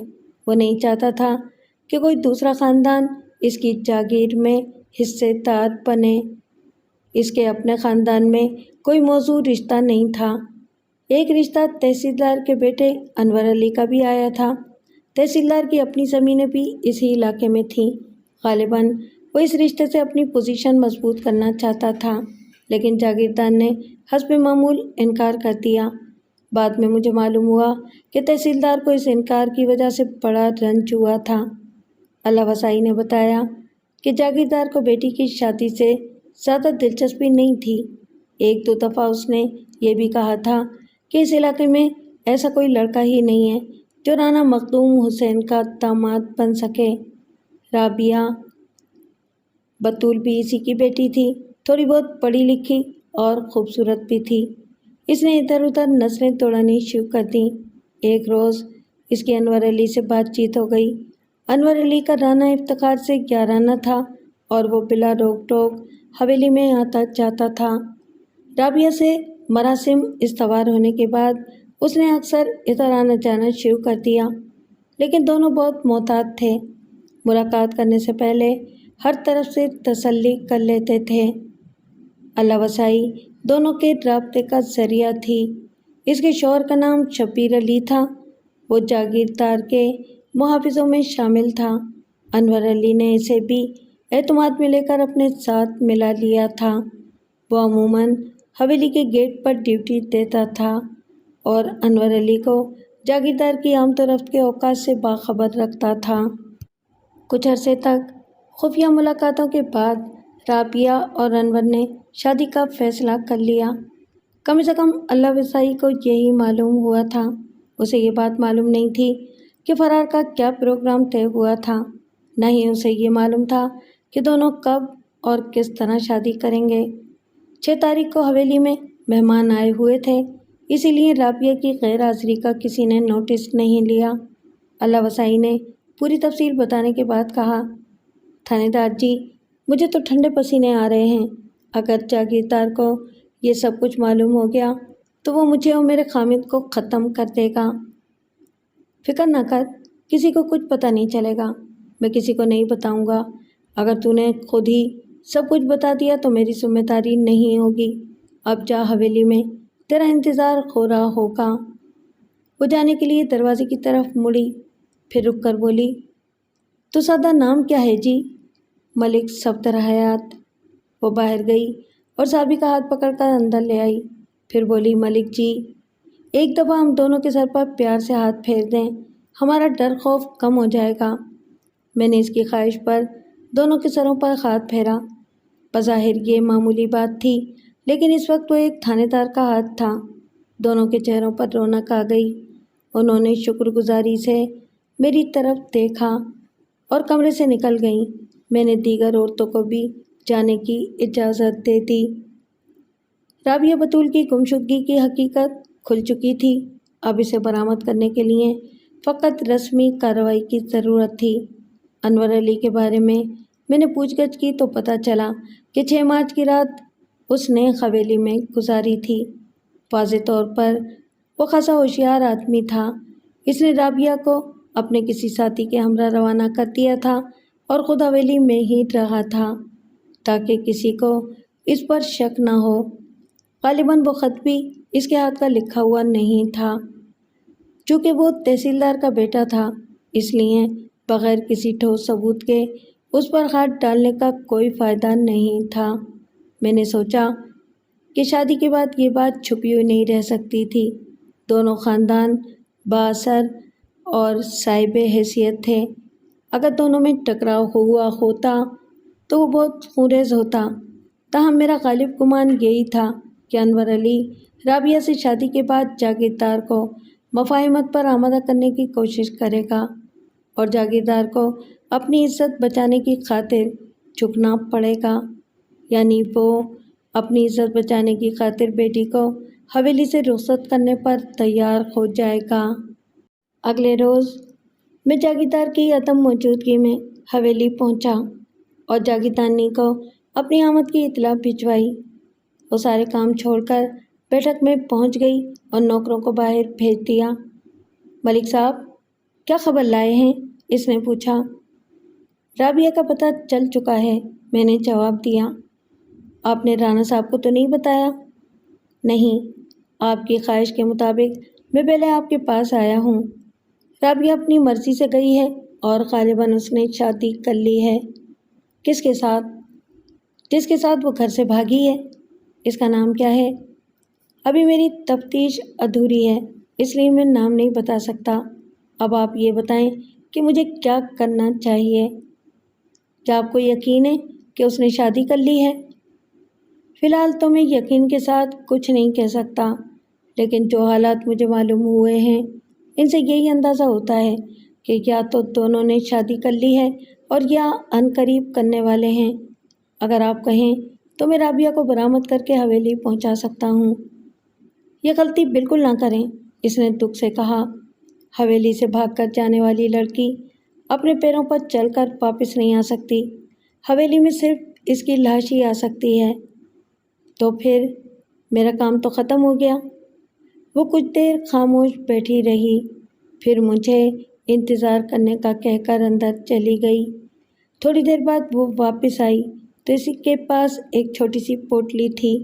اس نے وہ پوٹلی میری طرف بڑھاتے ہوئے کہا، اس میں کچھ رقم ہے، اگر ہو سکے تو یہ رقم میری بیٹی کو پہنچا دیں اور اسے کہیں کہ حویلی آنے کا خیال دل سے نکال دے اور اپنے خامد کے ساتھ کہیں دور چلی جائے۔ میں نے پوٹلی کھول کر دیکھی، اس میں خاصی بڑی رقم تھی۔ میں نے جاگیردارنی سے پوچھا، آپ کو یہ بات کیسے معلوم ہوگی؟ کہ رقم آپ کی بیٹی تک پہنچ گئی ہے؟ ملک صاحب، آپ مختلف قسم کے تھانے دار ہیں، میں آپ پر بھروسہ کر سکتی ہوں۔ اسی اثنا میں اللہ وسائی بے چینی سے برآمدے میں چکر لگا رہی تھی۔ شاید وہ ڈر رہی تھی کہ کہیں میں اس کی شکایت نہ لگا دوں۔ میں نے پوٹلی رکھ لی اور وہ جانے کے لیے کھڑا ہو گیا۔ مجھے اجازت دیں، میں نے کہا۔ مجھے امید ہے کہ رانا صاحب کو رابعہ کے بارے میں کچھ نہیں بتائیں گے، اس نے کہا۔ اللہ وسائی اپنی بے چینی پر قابو نہیں پا سکی اور اندر آ گئی۔ کیوں جی، میری سونی بی بی جی کا کچھ پتہ چلا؟ تو چل، جاگیردانی نے اسے ڈانٹ دیا۔ سونی بی بی کی کچھ لگتی، ابھی کچھ پتہ نہیں چلا، چل۔ خالہ جی، سونا رب خیر کرے گا۔ اللہ وسائی اسی قسم کی ڈانٹ پھٹکار کی آتی تھی۔ میں تھانے دار ہونا کے لیے کوئی لسی پانی کا انتظام کروں جی؟ جا اپنا کام کر، ملک صاحب جا رہے ہیں۔ خالہ جی، جو آپ کا حکم۔ اللہ وسائی الٹے پیر واپس چلی گئی۔ میں تقریباً 2 ہفتے تک کسی انکشاف کی توقع کرتا رہا۔ میرا خیال تھا کہ تحصیلدار یا اس کا بیٹا رانا مخدوم حسین سے رابطہ قائم کرے گا اور جو غلط کام ہو گیا تھا اس کو سیدھا کرنے کی درخواست کرے گا، مگر ایسی کوئی بات نہیں ہوئی۔ اس دوران میں دیگر مصروفیات کی وجہ سے اس معاملے کی طرف توجہ نہیں کر سکا۔ 2 یا 3 ہفتوں کے بعد میں نے ایک قابل اعتماد ASI کو اپنے پاس بلایا اور کہا، میں ایک چھوٹا سا کام تمہارے سپرد کرنا چاہتا ہوں۔ حکم کریں جناب، اس نے مستعدی سے کہا۔ کل صبح سرگودا چلے جاؤ اور شہر کے تمام نکاح خانوں سے مل کر یہ پتہ کرو کہ گزشتہ 1.5 مہینے کے دوران انہوں نے رابعہ بتول نامی کسی لڑکی کا نکاح تو نہیں پڑھایا۔ یہ وہی رانا مخدوم حسین کی بیٹی ہے؟ ہاں وہی ہے، اس بات کا چرچا نہ کرنا، ابھی یہ بات صیغۂ راز میں رہنی چاہیے۔ میری اطلاعات کے مطابق رابعہ کا نکاح تحصیلدار کے بیٹے انور علی سے ہوا ہوگا۔ اگر نکاح کی تصدیق ہو جائے تو یہ بھی معلوم کرنے کی کوشش کرنا کہ لڑکی کہاں پر مقیم ہے۔ ASI نے تمام ضروری باتیں نوٹ کر لیں اور اگلی صبح سرگودا روانہ ہو گیا۔ اس اثنا میں جاگیردار کا بیٹا 2 دفعہ میرے پاس آ چکا تھا۔ ایک دفعہ جاگیردانی کا پیغام بھی ملا تھا، مگر میرے پاس ان کے لیے کوئی خبر نہیں تھی۔ اگر میرے پاس جاگیردانی کی امانت نہ ہوتی تو میرے لیے یہ معاملہ تقریباً ختم ہو گیا تھا۔ اس امانت کی وجہ سے میرا رابعہ بتول سے ملنا ضروری تھا۔ 5 روز کے بعد ASI سرگودا سے واپس آ گیا۔ اس نے اپنے کام کی رپورٹ دیتے ہوئے کہا کہ اسے رابعہ بتول کا کوئی سراغ نہیں ملا۔ وہ سرگودا کے تقریباً تمام نکاح خانوں سے ملا تھا اور گزشتہ 1.5-2 مہینے کے دوران ہونے والی شادیوں کا ریکارڈ بھی دیکھا تھا۔ ان میں صرف ایک رابعہ نامی لڑکی کی شادی ہوئی تھی۔ ریکارڈ کے مطابق اس کا نام رابعہ بی بی اور اس کے شوہر کا نام سجاد حسین تھا۔ نکاح خاں کے مطابق اس نے لڑکی کے گھر پر جا کر نکاح پڑھایا تھا اور تقریب میں زیادہ لوگ شامل نہیں ہوئے تھے۔ ASI نکاح خاں کے بتائے ہوئے پتے پر پہنچا کہ ذاتی طور پر لڑکی کے بارے میں تصدیق کر سکے۔ وہ جگہ ایک انجان آباد علاقے میں تھی۔ مذکورہ مکان پرانا اور سیلن زدہ تھا۔ وہاں جو شخص رہتا تھا اس نے اپنا نام حق نواز بتایا۔ میں ایک شادی کے بارے میں پوچھنا چاہتا ہوں، ASI نے اپنا تعارف کرانے کے بعد کہا۔ گزشتہ مہینے آپ کے گھر میں کسی لڑکی کی شادی ہوئی تھی؟ نہیں جناب، یہاں تو کوئی شادی نہیں ہوئی، حق نواز نے جواب دیا۔ میری 2 بیٹیاں ہیں اور دونوں کی عمر 10 سال سے کم ہے۔ آپ نے لڑکی کا نام کیا بتایا ہے؟ رابعہ بی بی۔ میں اس نام کی کسی لڑکی کو نہیں جانتا، ASI نے آس پاس رہنے والوں سے پوچھا، مگر سب نے یہی کہا کہ ان کی گلی میں گزشتہ 2 مہینے کے دوران کوئی شادی نہیں ہوئی تھی۔ ASI دوبارہ نکاح خاں کے پاس پہنچا۔ اس نے جواب دیا کہ وہ نہ لڑکی والوں کو جانتا تھا اور نہ ہی لڑکے والوں سے واقف تھا۔ 1 اپریل کو عشاء کی نماز کے بعد 2 آدمی اسے ٹانگے میں لڑکی کے گھر لے گئے تھے اور ٹانگے میں ہی واپس چھوڑ گئے تھے۔ اسے اس مکان کا راستہ بھی یاد نہیں رہا تھا۔ میں نے ASI سے پوچھا، نکاح خاں نے لڑکی کے باپ کا نام کیا بتایا تھا؟ باپ کا نام اس نے مختوم حسین ہی بتایا تھا، اس نے جواب دیا، لیکن چونکہ لڑکے کا نام مختلف تھا اس لیے میں نے زیادہ جستجو نہیں کی۔ میں یہی سمجھا کہ یہ محض اتفاق تھا کہ لڑکی کے باپ کا نام مختوم حسین تھا، لیکن میرا ذہن اس اتفاق کو قبول کرنے پر تیار نہیں تھا۔ اگلے روز میں نے ASI کو ساتھ لیا اور سرگودا پہنچ گیا۔ لاریوں کے اڈے سے ہم سیدھے نکاح خاں کے پاس پہنچے۔ وہ مہندی رنگ کی داڑھی والا بوڑھا شخص تھا اور شکل و صورت سے ہوشیار آدمی معلوم ہوتا تھا۔ میرے استفسار پر اس نے وہی کہانی سنائی جو وہ ASI کو سنا چکا تھا۔ اس زمانے میں آئلی قوانین کا وجود نہیں تھا اور بہت سی شادیاں بغیر لکھت پڑھت کے ہو جاتی تھیں۔ یہ شادی بھی ایسے ہی ہوئی تھی، البتہ نکاح خاں کے پاس اپنا رجسٹر موجود تھا جس میں وہ شادیوں کے ریکارڈ رکھتا تھا۔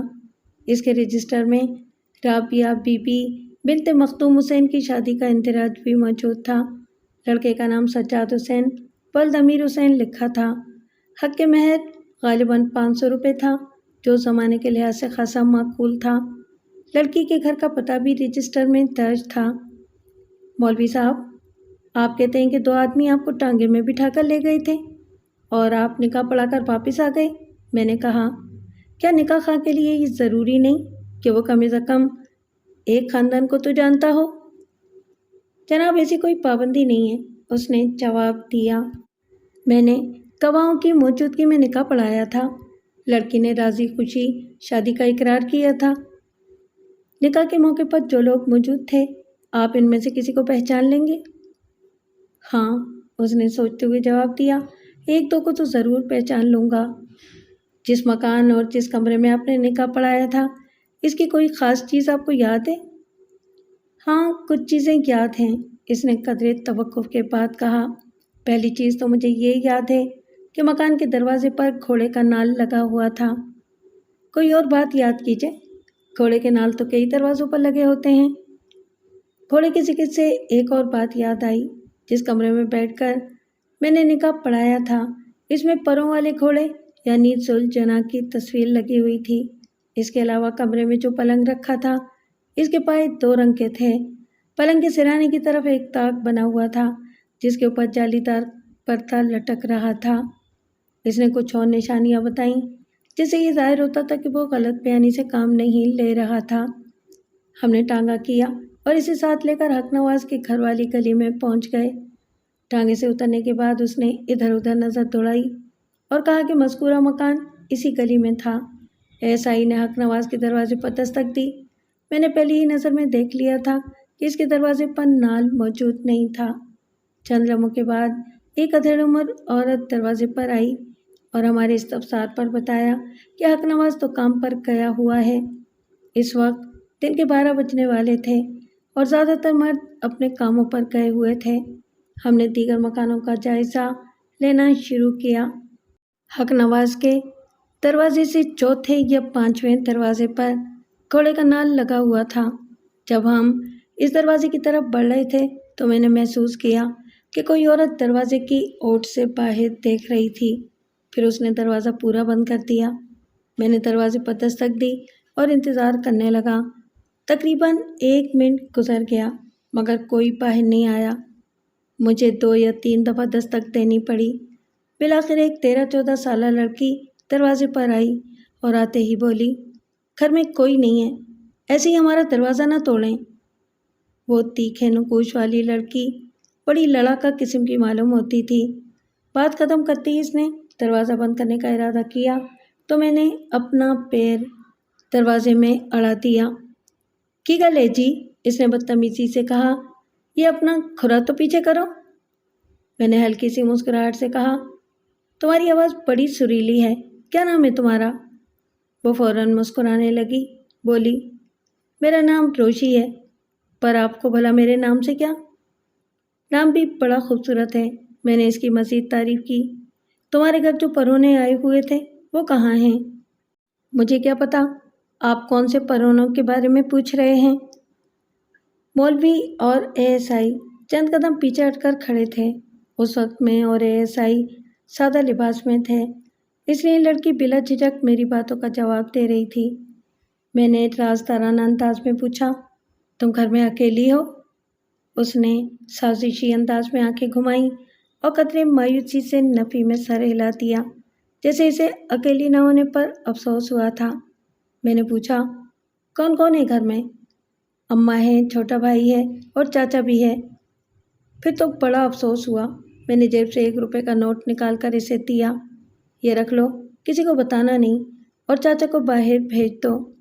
اس نے نوٹ مٹھی میں دبا لیا اور واپس چلی گئی۔ مولوی نے قریب آ کر کہا، یہی دروازہ معلوم ہوتا ہے۔ اس لڑکی کی شکل بھی کچھ جانی پہچانی لگ رہی تھی۔ جس دروازے پر ہم کھڑے تھے وہ صحن کا دروازہ تھا۔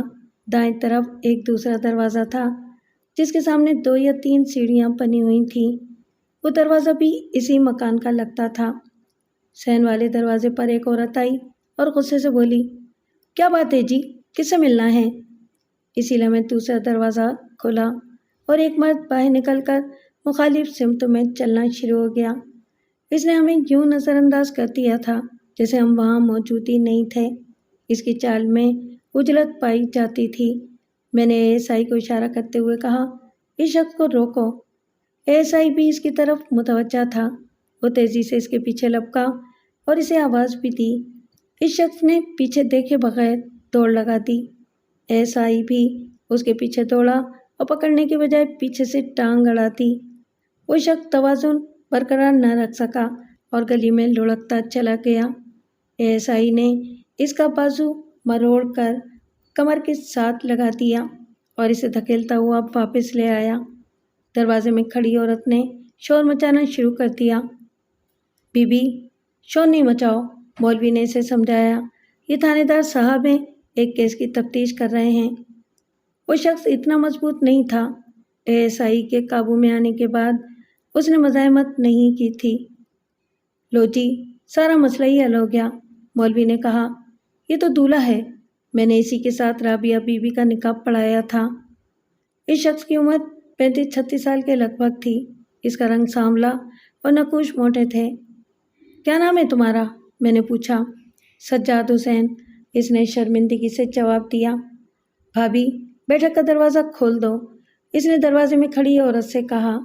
پھر ہم سے مخاطب ہو کر بولا، میں شریف آدمی ہوں جی، میرا کوئی قصور نہیں ہے، آپ میرا ہاتھ چھوڑ دیں، میں کہیں نہیں جاؤں گا، اب بھاگنے کا کوئی فائدہ بھی نہیں ہے۔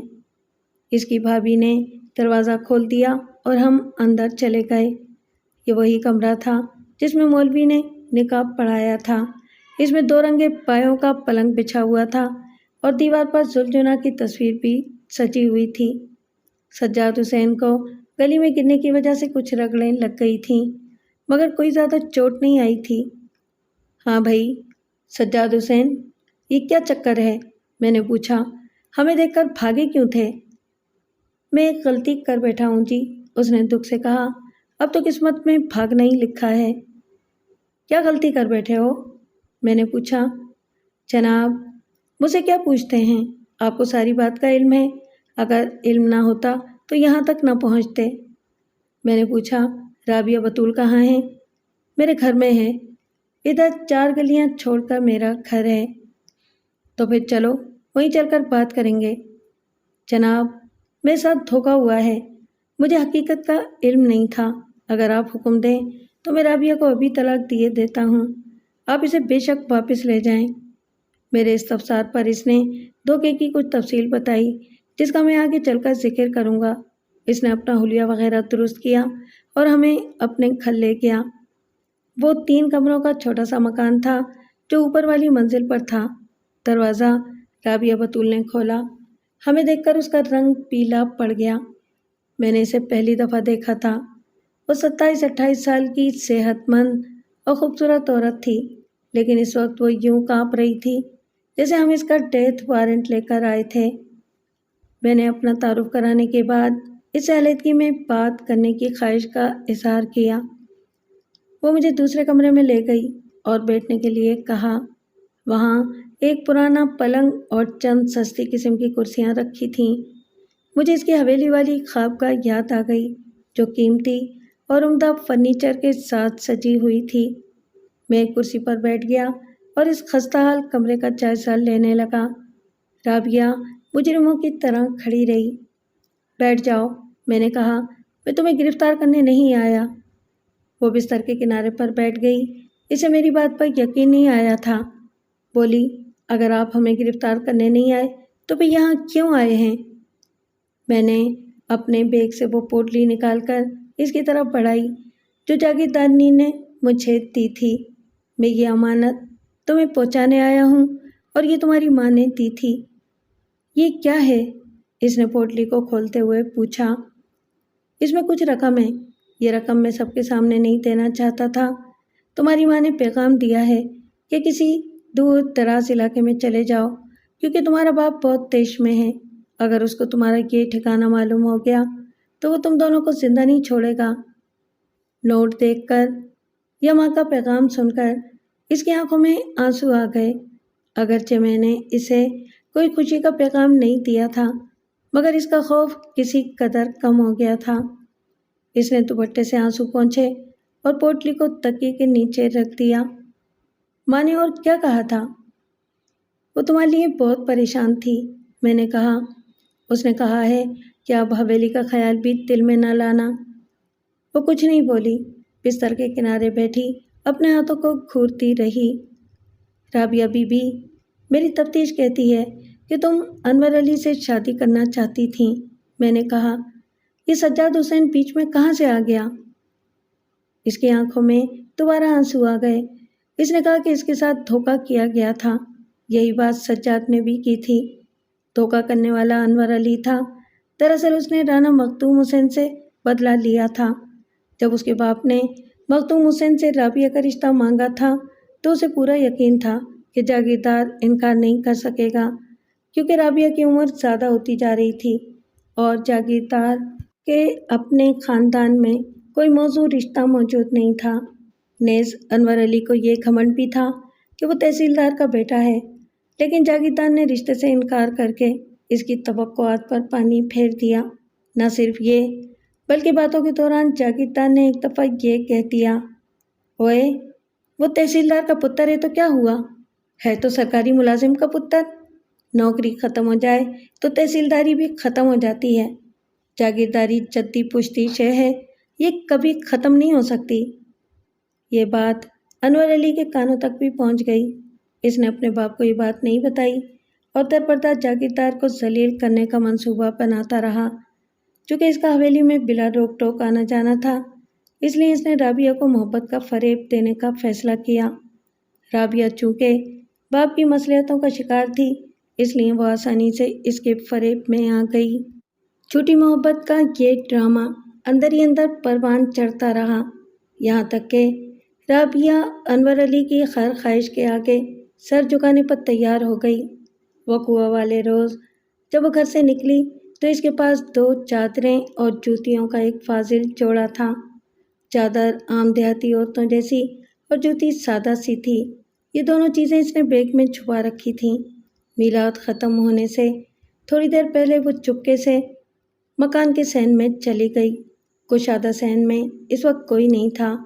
وہاں اس نے جوتی اور چادر تبدیل کی اور صحن کا دروازہ کھول کر گلی میں نکل گئی۔ اب وہ ایک عام سی دیہاتی عورت لگ رہی تھی۔ انور علی مقررہ جگہ پر اس کا انتظار کر رہا تھا۔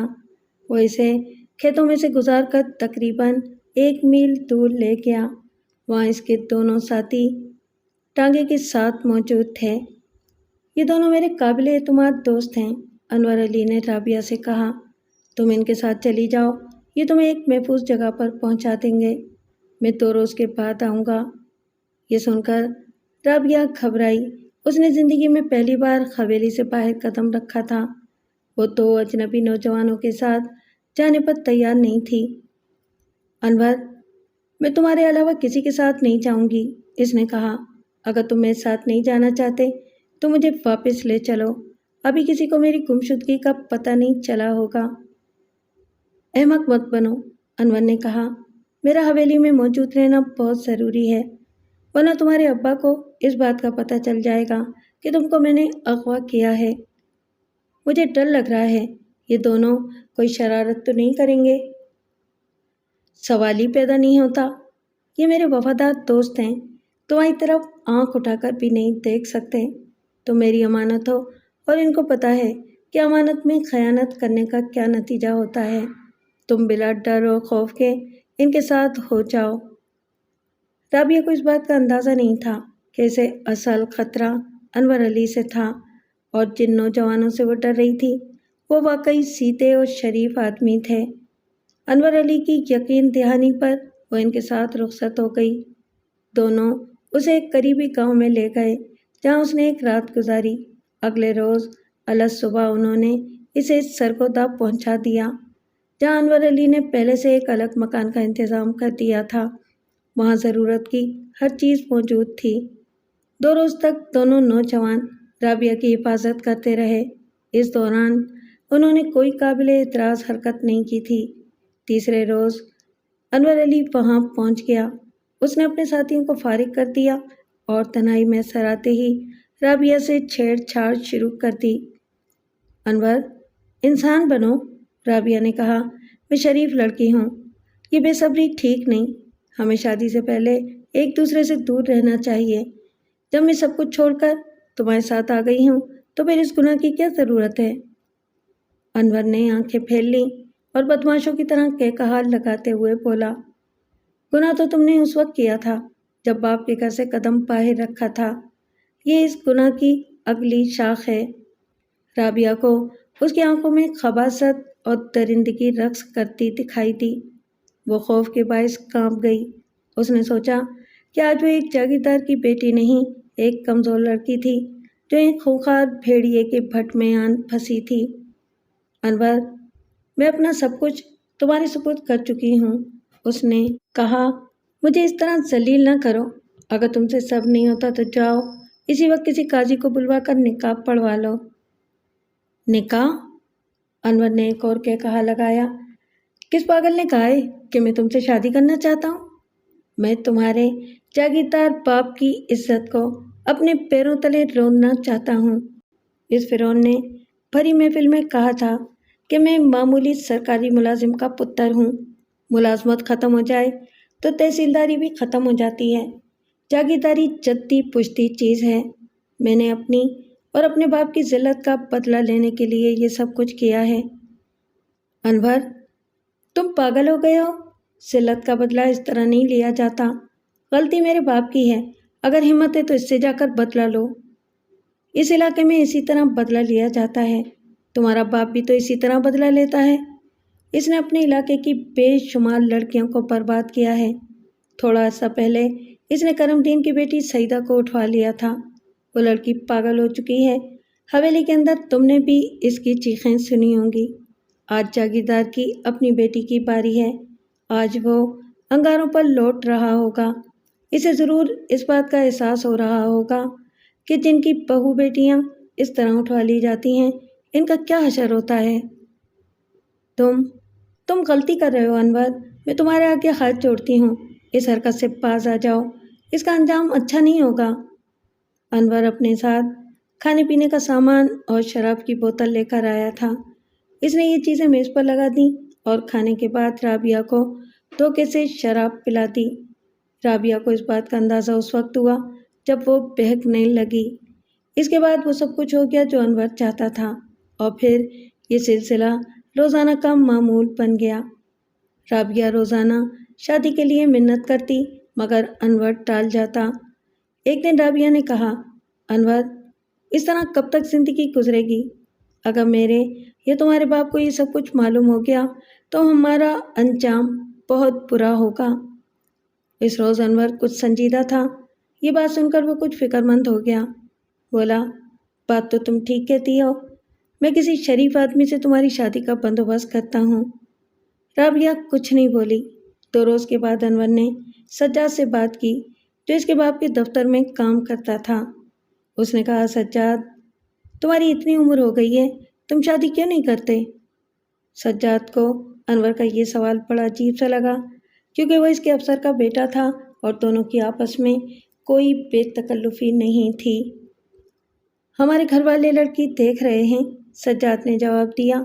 ابھی کوئی مناسب لڑکی نظر نہیں آئی۔ ایک شریف لڑکی میری نظر میں ہے، انور نے کہا، لیکن اس سے ایک غلطی ہو گئی ہے، اگر تم اس کی غلطی معاف کر دو تو کل ہی شادی ہو سکتی ہے۔ اتنی جلدی؟ شادی کے لیے تو بڑی تیاری کرنا پڑتی ہے۔ لڑکی گھر سے بھاگی ہوئی ہے، جس لڑکے کے ساتھ وہ بھاگی تھی اس نے ساتھ دینے سے انکار کر دیا ہے۔ اب وہ اپنی عزت بچانے کے لیے کسی سے بھی شادی کر سکتی ہے۔ لڑکی خوبصورت ہے، اگر تم ہاں کر دو تو 2-3 دن کے اندر سادگی سے شادی ہو سکتی ہے۔ سجاد نے اپنے گھر والوں سے مشورہ کیا اور رابعہ کو دیکھنے کے بعد شادی کے لیے ہاں کر دی۔ انور نے اس کو صرف اتنا بتایا تھا کہ لڑکی زمیندار گھرانے سے تعلق رکھتی تھی، یہ نہیں بتایا کہ وہ ایک بہت بڑے جاگیردار کی بیٹی تھی، اور یہ بھی نہیں بتایا تھا کہ رابعہ کو بھگانے والا وہ خود تھا۔ جہاں تک رابعہ کا تعلق تھا، اسے اپنی عزت اور زندگی بچانے کے لیے سہارے کی ضرورت تھی، اس لیے اس کے انکار کا سوال ہی پیدا نہیں ہوتا تھا۔ لہٰذا انور کی ہدایات کے مطابق نکاح سادگی کے ساتھ پڑھا دیا گیا اور سجاد بیوی کو کرائے کے اس مکان میں لے گیا جس کا انتظام انور نے کیا تھا۔ شادی کے بعد جب اسے حقیقت معلوم ہوئی تو وہ پریشان ہو گیا۔ دوسری پریشانی کی بات یہ تھی کہ انور نے رابعہ کا پیچھا نہیں چھوڑا تھا۔ وہ ہر دوسرے تیسرے دن اس کے گھر پہنچ جاتا تھا، اور اگر وہ احتجاج کرتی تو وہ جاگیردار کو سب کچھ بتا دینے کی دھمکی دے کر اسے چپ کرا دیتا۔ اس معاملے میں سجاد بھی بے بس تھا۔ وہ رابعہ سے شادی کر کے پھنس چکا تھا۔ اس کی آمدنی اتنی نہیں تھی کہ وہ بیوی کو لے کر کہیں اور چلا جاتا۔ یہ ساری تفصیل بتانے کے بعد رابعہ نے کہا، ملک صاحب، میں اپنے باپ کے گناہوں کی سزا بھگت رہی ہوں، لیکن مجھے پتا ہے کہ میرا باپ بھی میرے ساتھ کوئی رعایت نہیں کرے گا۔ میں نے خاموشی سے ساری تفصیل سنی۔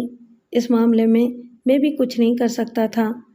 وہ 2 ہاتھیوں کی لڑائی تھی، اور اگر پولیس کارروائی کی جاتی تو اس میں بے گناہ کچلے جاتے، یعنی رابعہ اور سجاد۔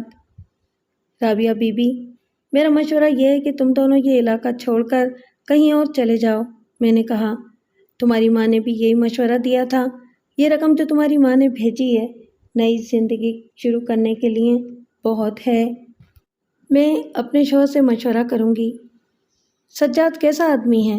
میں نے پوچھا، اس کا تمہارے ساتھ برتاؤ کیسا ہے؟ اگرچہ میں نے مجبوری کی بنا پر شادی کی تھی اور پہلی نظر میں سجاد مجھے بالکل اچھا نہیں لگا تھا، لیکن اب میں اس کی تعریف کیے بغیر نہیں رہ سکتی۔ وہ بہت شریف آدمی ہے اور میرا بہت خیال رکھتا ہے۔ اس نے مجھے کسی گزشتہ بات کا طعنہ نہیں دیا اور ہر وقت اسی فکر میں مبتلا رہتا ہے کہ مجھے کوئی تکلیف نہ پہنچ جائے۔ اسی اثنا میں نکاح خواں اجازت لے کر جا چکا تھا۔ میں نے سجاد کو اندر بلا لیا اور اسے بھی وہی مشورہ دیا جو میں رابعہ کو دے چکا تھا۔ جب وہ کمرے میں داخل ہوا تو بہت سہما ہوا تھا۔ اسے کچھ پتہ نہیں تھا کہ ان دونوں کی قسمت کا کیا فیصلہ ہونے والا تھا۔ میری بات سن کر اس کی کچھ ڈھارس بندی اور وہ قطرے نارمل نظر آنے لگا۔ آپ کی کیا رائے ہے؟ اس نے اپنی بیوی سے پوچھا۔ میری رائے یہی ہے کہ ہمیں یہ جگہ چھوڑ دینی چاہیے، رابعہ نے جواب دیا۔ امی نے کچھ رقم ملک صاحب کے ہاتھ بھیجی ہے، اس رقم سے ہم کسی شہر میں ٹھکانہ بنا سکتے ہیں۔ اس نے رقم دیکھی تو حیرت سے گنگ رہ گیا، کیونکہ وہ معمولی کلرک تھا اور مذکورہ رقم اس کی 10 سال کی تنخواہ سے بھی زیادہ تھی۔ اس رقم سے وہ کسی بھی اچھے شہر میں اپنا مکان خرید کر کوئی چھوٹا موٹا کاروبار بھی شروع کر سکتا تھا۔ اس کے بعد میرا کام ختم تھا۔ میں ASI کے ہمراہ واپس آ گیا اور جاگیردانی کو خفیہ ذریعے سے پیغام بھجوا دیا کہ اس کی دی ہوئی رقم رابعہ بطول کو پہنچا دی گئی تھی۔ بظاہر یہ کہانی ختم ہو گئی تھی۔ رابعہ اپنے شوہر کے ہمراہ کسی دوسرے علاقے میں چلی گئی اور حویلی سے ہمیشہ کے لیے رابطہ منقطع کر لیا، لیکن شیطانی طاقتیں اپنے کام میں مصروف تھیں۔ انور علی کو جب رابعہ کے فرار کا علم ہوا تو وہ غصے سے بھر گیا، کیونکہ اس کا خیال تھا کہ رابعہ اور سجاد اس کے چنگل سے بچ کر کہیں نہیں جا سکتے تھے۔ نیز اس کی دانش میں ابھی اس کا انتقام پورا نہیں ہوا تھا۔ وہ یہ برداشت ہی نہیں کر سکتا تھا کہ رابعہ کو عزت کی زندگی گزارنے کا موقع مل جائے، لہٰذا اس نے پس پردہ رہتے ہوئے جاگیردار کو یہ خبر پہنچا دی کہ اس کی بیٹی سرگودا میں سجاد حسین نامی ایک معمولی کلر کے ساتھ دیکھی گئی ہے۔ یہ خبر سنتے ہی حویلی میں کھلبلی مچ گئی۔ رانا افتخار چند آدمیوں کے ہمراہ سرگودا پہنچا اور کھوج لگاتے لگاتے سجاد کے بھائی کے گھر پہنچ گیا۔ یہ وہ گھر تھا جہاں رابعہ کا نکاح پڑھایا گیا تھا۔ سجاد کے بڑے بھائی کا نام اختر حسین تھا۔ وہ سیدھا سادہ کاروباری آدمی تھا اور سجاد کو رابعہ سے دور رہنے کے مشورے دیتا رہتا تھا۔ رانا افتخار نے اپنی فطرت کے مطابق پہلے اختر حسین کے گھر میں توڑ پھوڑ مچائی اور عورتوں کی بے حرمتی کی۔ پھر اس نے اختر حسین کو گریبان سے پکڑ کر رابعہ کے بارے میں پوچھا۔ اختر حسین نے اسے وہ تمام تفصیل بتا دی جو اس کے علم میں تھی، لیکن انور علی کا نام نہیں لیا، کیونکہ انور علی نے اسے دھمکی دی تھی کہ اگر اس کا نام ظاہر کیا گیا تو اس کے پورے خاندان کو قتل کرا دے گا۔ رانا افتخار کو جب یہ پتہ چلا کہ سجاد تحصیلدار کے دفتر میں کام کرتا تھا تو اس کے ذہن میں فوراً انور علی کا خیال آیا۔ بس وہ سرگودا میں تھوڑی بہت چھان بین کے بعد سیدھا میرے پاس آیا۔ وہ حسب معمول بہت غصے میں تھا۔ ملک صاحب، مجھے پتہ چلا ہے کہ آپ سرگودا گئے تھے، اس نے بیٹھتے ہی کہا۔ میں نے کہا، ضرورت پڑنے پر میں ٹمبکٹو بھی جا سکتا ہوں۔ میرا مطلب ہے کہ کیا آپ رابعہ کی تلاش میں سرگودا گئے تھے؟ میں اپنی کارگزاری کی رپورٹ اپنے افسر کو دیتا ہوں، میں نے خشک لہجے میں کہا۔ تم کیا جاننا چاہتے ہو؟ مجھے پتہ چلا ہے کہ رابعہ ایک کلر کے ساتھ سرگودا میں دیکھی گئی تھی، اس نے اپنے جوش کو دباتے ہوئے کہا۔ اس کلر کا نام سجاد حسین معلوم ہوا ہے اور یہ کچھ عرصہ پہلے تحصیلدار کے دفتر میں کام کرتا تھا۔ تحصیلدار کا بیٹا انور علی تو تمہارا لنگوٹیا یار ہے، میں نے استہزائیہ لہجے میں کہا۔ تم نے اس سے کیوں نہیں پوچھا؟ انور علی میرا یار تو ہے، مگر وہ کہتا ہے کہ اسے اس بارے میں کچھ علم نہیں ہے۔ کیا تمہارے خیال میں وہ سچ بول رہا ہے؟ اس نے سر گھما کر سوچا، پھر بولا، لگتا تو نہیں۔ میرے دل میں بار بار ایک ہی سوال پیدا ہوتا ہے کہ ایک معمولی کلرک کا جاگیردار کی بیٹی سے کیسے تعلق پیدا ہو سکتا ہے؟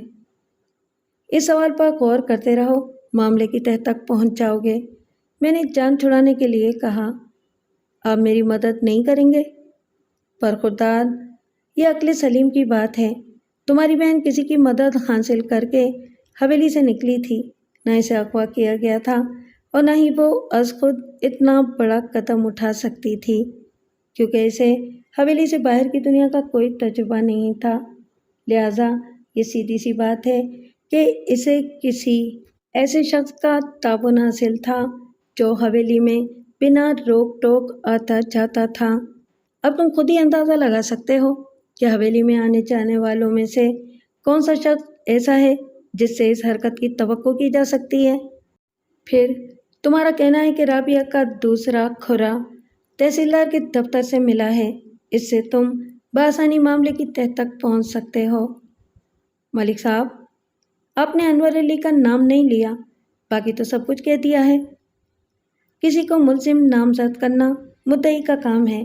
تم انور علی کے خلاف پرچہ کٹوا دو، میں قانون کے مطابق کارروائی شروع کر دوں گا۔ آپ اچھی طرح جانتے ہیں کہ پرچہ کٹوانے سے کچھ حاصل نہیں ہوگا۔ وہ جانے کے لیے کھڑا ہو گیا اور دروازے کی طرف بڑھتے ہوئے بولا، ہمیں خود ہی کچھ کرنا پڑے گا۔ چند روز کے بعد مجھے ایک کام کے سلسلے میں سرگودا جانا پڑا۔ شام کے وقت واپسی میں مجھے انور علی کا خیال آیا۔ میں نے سوچا تحصیلدار کو اس بات سے آگاہ کر دینا چاہیے کہ اس کا بیٹا جو کھیل کھیل رہا تھا اس کا نتیجہ خطرناک بھی نکل سکتا تھا۔ بس میں تھوڑا سا وقت نکال کر تحصیلدار کی کوٹھی پہنچ گیا۔ میرا پیغام ملنے پر تحصیلدار نے مجھے اندر بلا لیا۔ وہ 49-50 سال کا ایک وجیح شخص تھا۔ اس نے مجھے عزت سے بٹھایا اور میری آمد کا مقصد پوچھا۔ میں ایک سرکاری کام سے سرگودا آیا تھا۔ تھوڑی دیر پہلے مجھے آپ کے بیٹے کا خیال آیا۔ میں نے سوچا کہ اس کی بعض سرگرمیوں سے آپ کو باخبر کر دوں۔ میں نے رسمی کلمات کے بعد کہا، ویسے مجھے امید ہے کہ ان باتوں کا آپ کو بھی علم ہوگا۔ اس نے بھویں سکیڑی۔ آپ میرے بیٹے انور علی کی بات کر رہے ہیں؟ جی ہاں، میں نے جواب دیا۔ مجھے ایک معتبر ذریعے سے اطلاع ملی ہے کہ اس کی زندگی خطرے میں ہے۔ زندگی خطرے میں ہے؟ کس شخص میں اتنی جرأت ہے کہ میرے بیٹے کو بری نظر سے دیکھے؟ وہ خاصا انا پرست شخص معلوم ہوتا تھا۔ میں نے کہا، میں اپنا فرض سمجھ کر یہ بات بتانے آ گیا تھا، مگر معلوم ہوتا ہے کہ آپ کو میری یہ بات اچھی نہیں لگی، اس لیے مجھے اجازت دیں۔ اس نے اپنے جذبات چھپانے کی کوئی ضرورت محسوس نہیں کی، بولا، مجھے آپ کی بات واقعی اچھی نہیں لگی۔ اب یہ بھی بتا دیں کہ میرے بیٹے کو کس شخص سے خطرہ ہے۔ میں آپ کو صرف اشارہ دیے دیتا ہوں، باقی تفصیل آپ انور علی سے پوچھ لیں۔ میری اطلاع کے مطابق انور علی ایک لڑکی کے اغوا میں ملوث ہے اور لڑکی کے ورثاء کو اس بات کا اندازہ ہو گیا ہے۔ میں کسی کا نام نہیں لینا چاہتا، آپ انور علی کو بلا کر تفصیل پوچھ لیں اور اسے کہیں کہ محتاط رہے۔ اس نے میری بات کو سنجیدگی سے نہیں لیا۔ اس وقت وہ طاقت کے نشے میں مست تھا۔ اسے یقین تھا کہ کوئی شخص اس کے بیٹے کو نقصان پہنچانے کی ہمت نہیں کر سکتا تھا، لیکن اس کے ایک ہفتے بعد انور علی قتل ہو گیا۔ اسے تشدد کے بعد ہلاک کیا گیا تھا۔ تحصیلدار نے اسی وقت ایک آدمی میرے پاس بھیجا۔ وہ یہ جاننا چاہتا تھا کہ انور علی کو کن لوگوں سے خطرہ تھا۔ میں سمجھ گیا کہ وہ مجھے اس کیس میں گواہ بنانا چاہتا تھا۔ میں نے تحصیلدار کے کارندے سے کہا کہ میں اس معاملے میں کوئی مدد نہیں کر سکتا۔ مجھے جو کچھ معلوم تھا وہ میں پہلے ہی تحصیلدار کو بتا چکا تھا۔ چونکہ وہ قتل میرے علاقے میں نہیں ہوا تھا، اس لیے مجھے اس کی زیادہ تفصیل معلوم نہیں ہو سکی۔ تاہم میرا اندازہ یہی تھا کہ اسے رانا افتخار نے قتل کیا تھا۔ ایک سرکش انسان نے دوسرے سرکش انسان کو ختم کر دیا تھا۔ کچھ عرصے کے بعد ایک افسوسناک خبر میرے علم میں آئی۔ بعض واقف کاروں نے مجھے بتایا کہ رانا افتخار اپنی بہن اور اس کے شوہر کے قتل کا فیصلہ کر چکا تھا اور اس کے آدمی مسلسل ان دونوں کی تلاش میں تھے۔ ایک آدمی اس نے اختر حسین کے گھر کی نگرانی پر بھی لگا رکھا تھا۔ وہ نہ صرف آنے جانے والوں پر نظر رکھتا تھا بلکہ پوسٹ مین کو رشوت دے کر اختر حسین کے خطوط بھی چیک کیا کرتا تھا۔ میرا خیال ہے کہ 1 سال کا عرصہ بھول جانے کے لیے کافی ہوتا ہے۔ اس عرصے میں انسان کا غصہ ٹھنڈا ہو جاتا ہے اور وہ درگزر سے کام لیتا ہے، خصوصاً جب معاملہ بیٹی یا بہن کا ہو تو درگزر کرنا زیادہ آسان ہوتا ہے۔ لیکن جاگیردار اور اس کا بیٹا کسی اور ہی مٹی کے بنے ہوئے تھے۔ 1 سال گزرنے کے باوجود باپ بیٹی کو اور بھائی بہن کو معاف کرنے پر تیار نہیں تھا۔ ادھر رابعہ نے یہ سوچا کہ بات پرانی ہو گئی ہے، اس لیے باپ نے اس کی تلاش ترک کر دی ہوگی۔ غالباً اس نے باپ کو معافی کے چند خطوط بھی لکھے تھے، لیکن اپنا پتہ نہیں لکھا تھا۔ جب اس واقعے کو 1 سال گزر گیا تو وہ کچھ بے پرواہ ہو گئی اور اپنے شوہر کے ساتھ چند روز کے لیے سرگودا آ گئی۔ اس کے وہاں آنے کی ایک وجہ یہ بھی تھی کہ ان دنوں وہ امید سے تھی۔ اگرچہ اس نے اب اپنے سسرال میں قیام نہیں کیا تھا، مگر رانا افتخار کو اس کی آمد کی اطلاع مل گئی اور وہ ایک لمحے کی تاخیر کیے بغیر سرگودا پہنچ گیا۔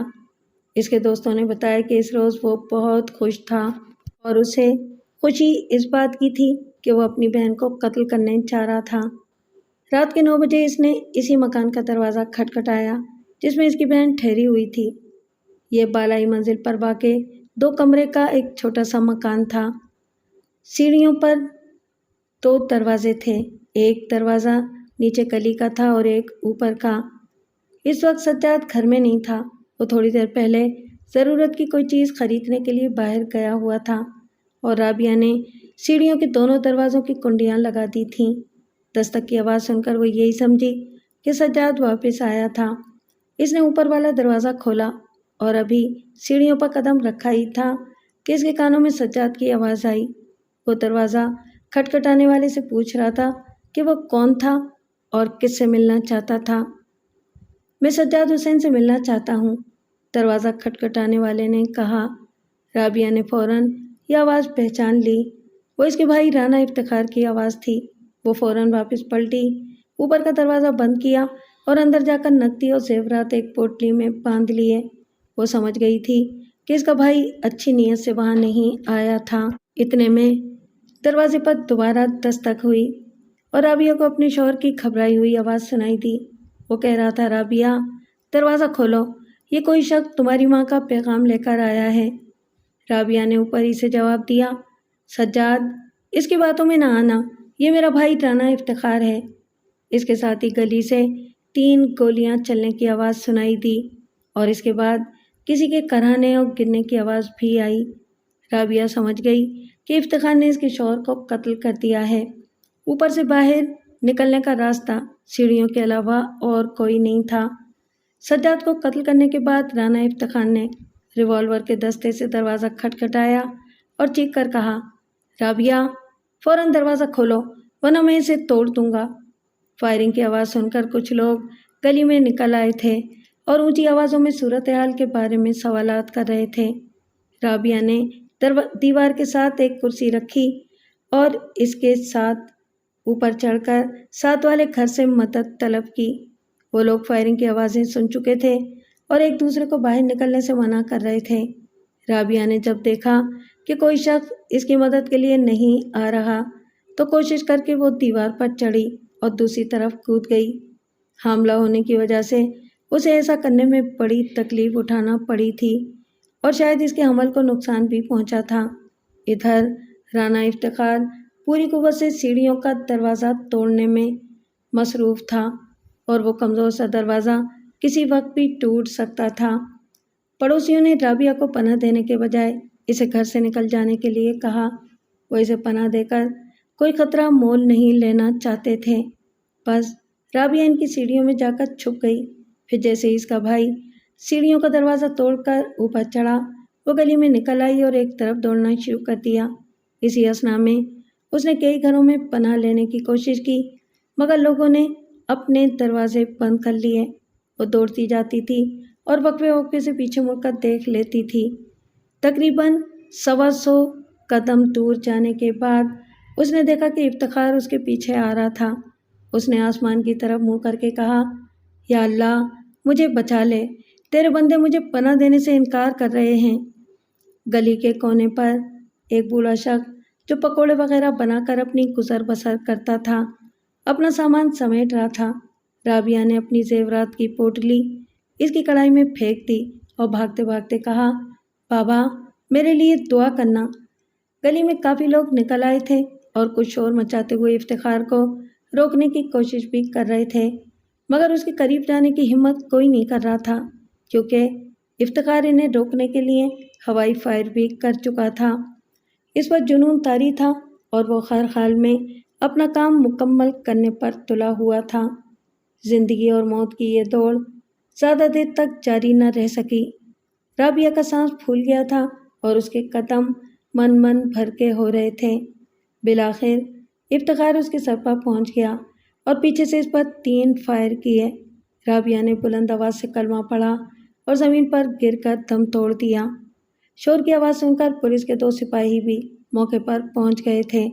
انہوں نے لوگوں کی مدد سے رانا افتخار کو رنگے ہاتھوں گرفتار کر لیا، لیکن 2 دن کے بعد جب رانا افتخار کو عدالت میں پیش کیا گیا تو اس کے بائیں ہاتھ اور چہرے پر پٹیاں بندھی ہوئی تھیں۔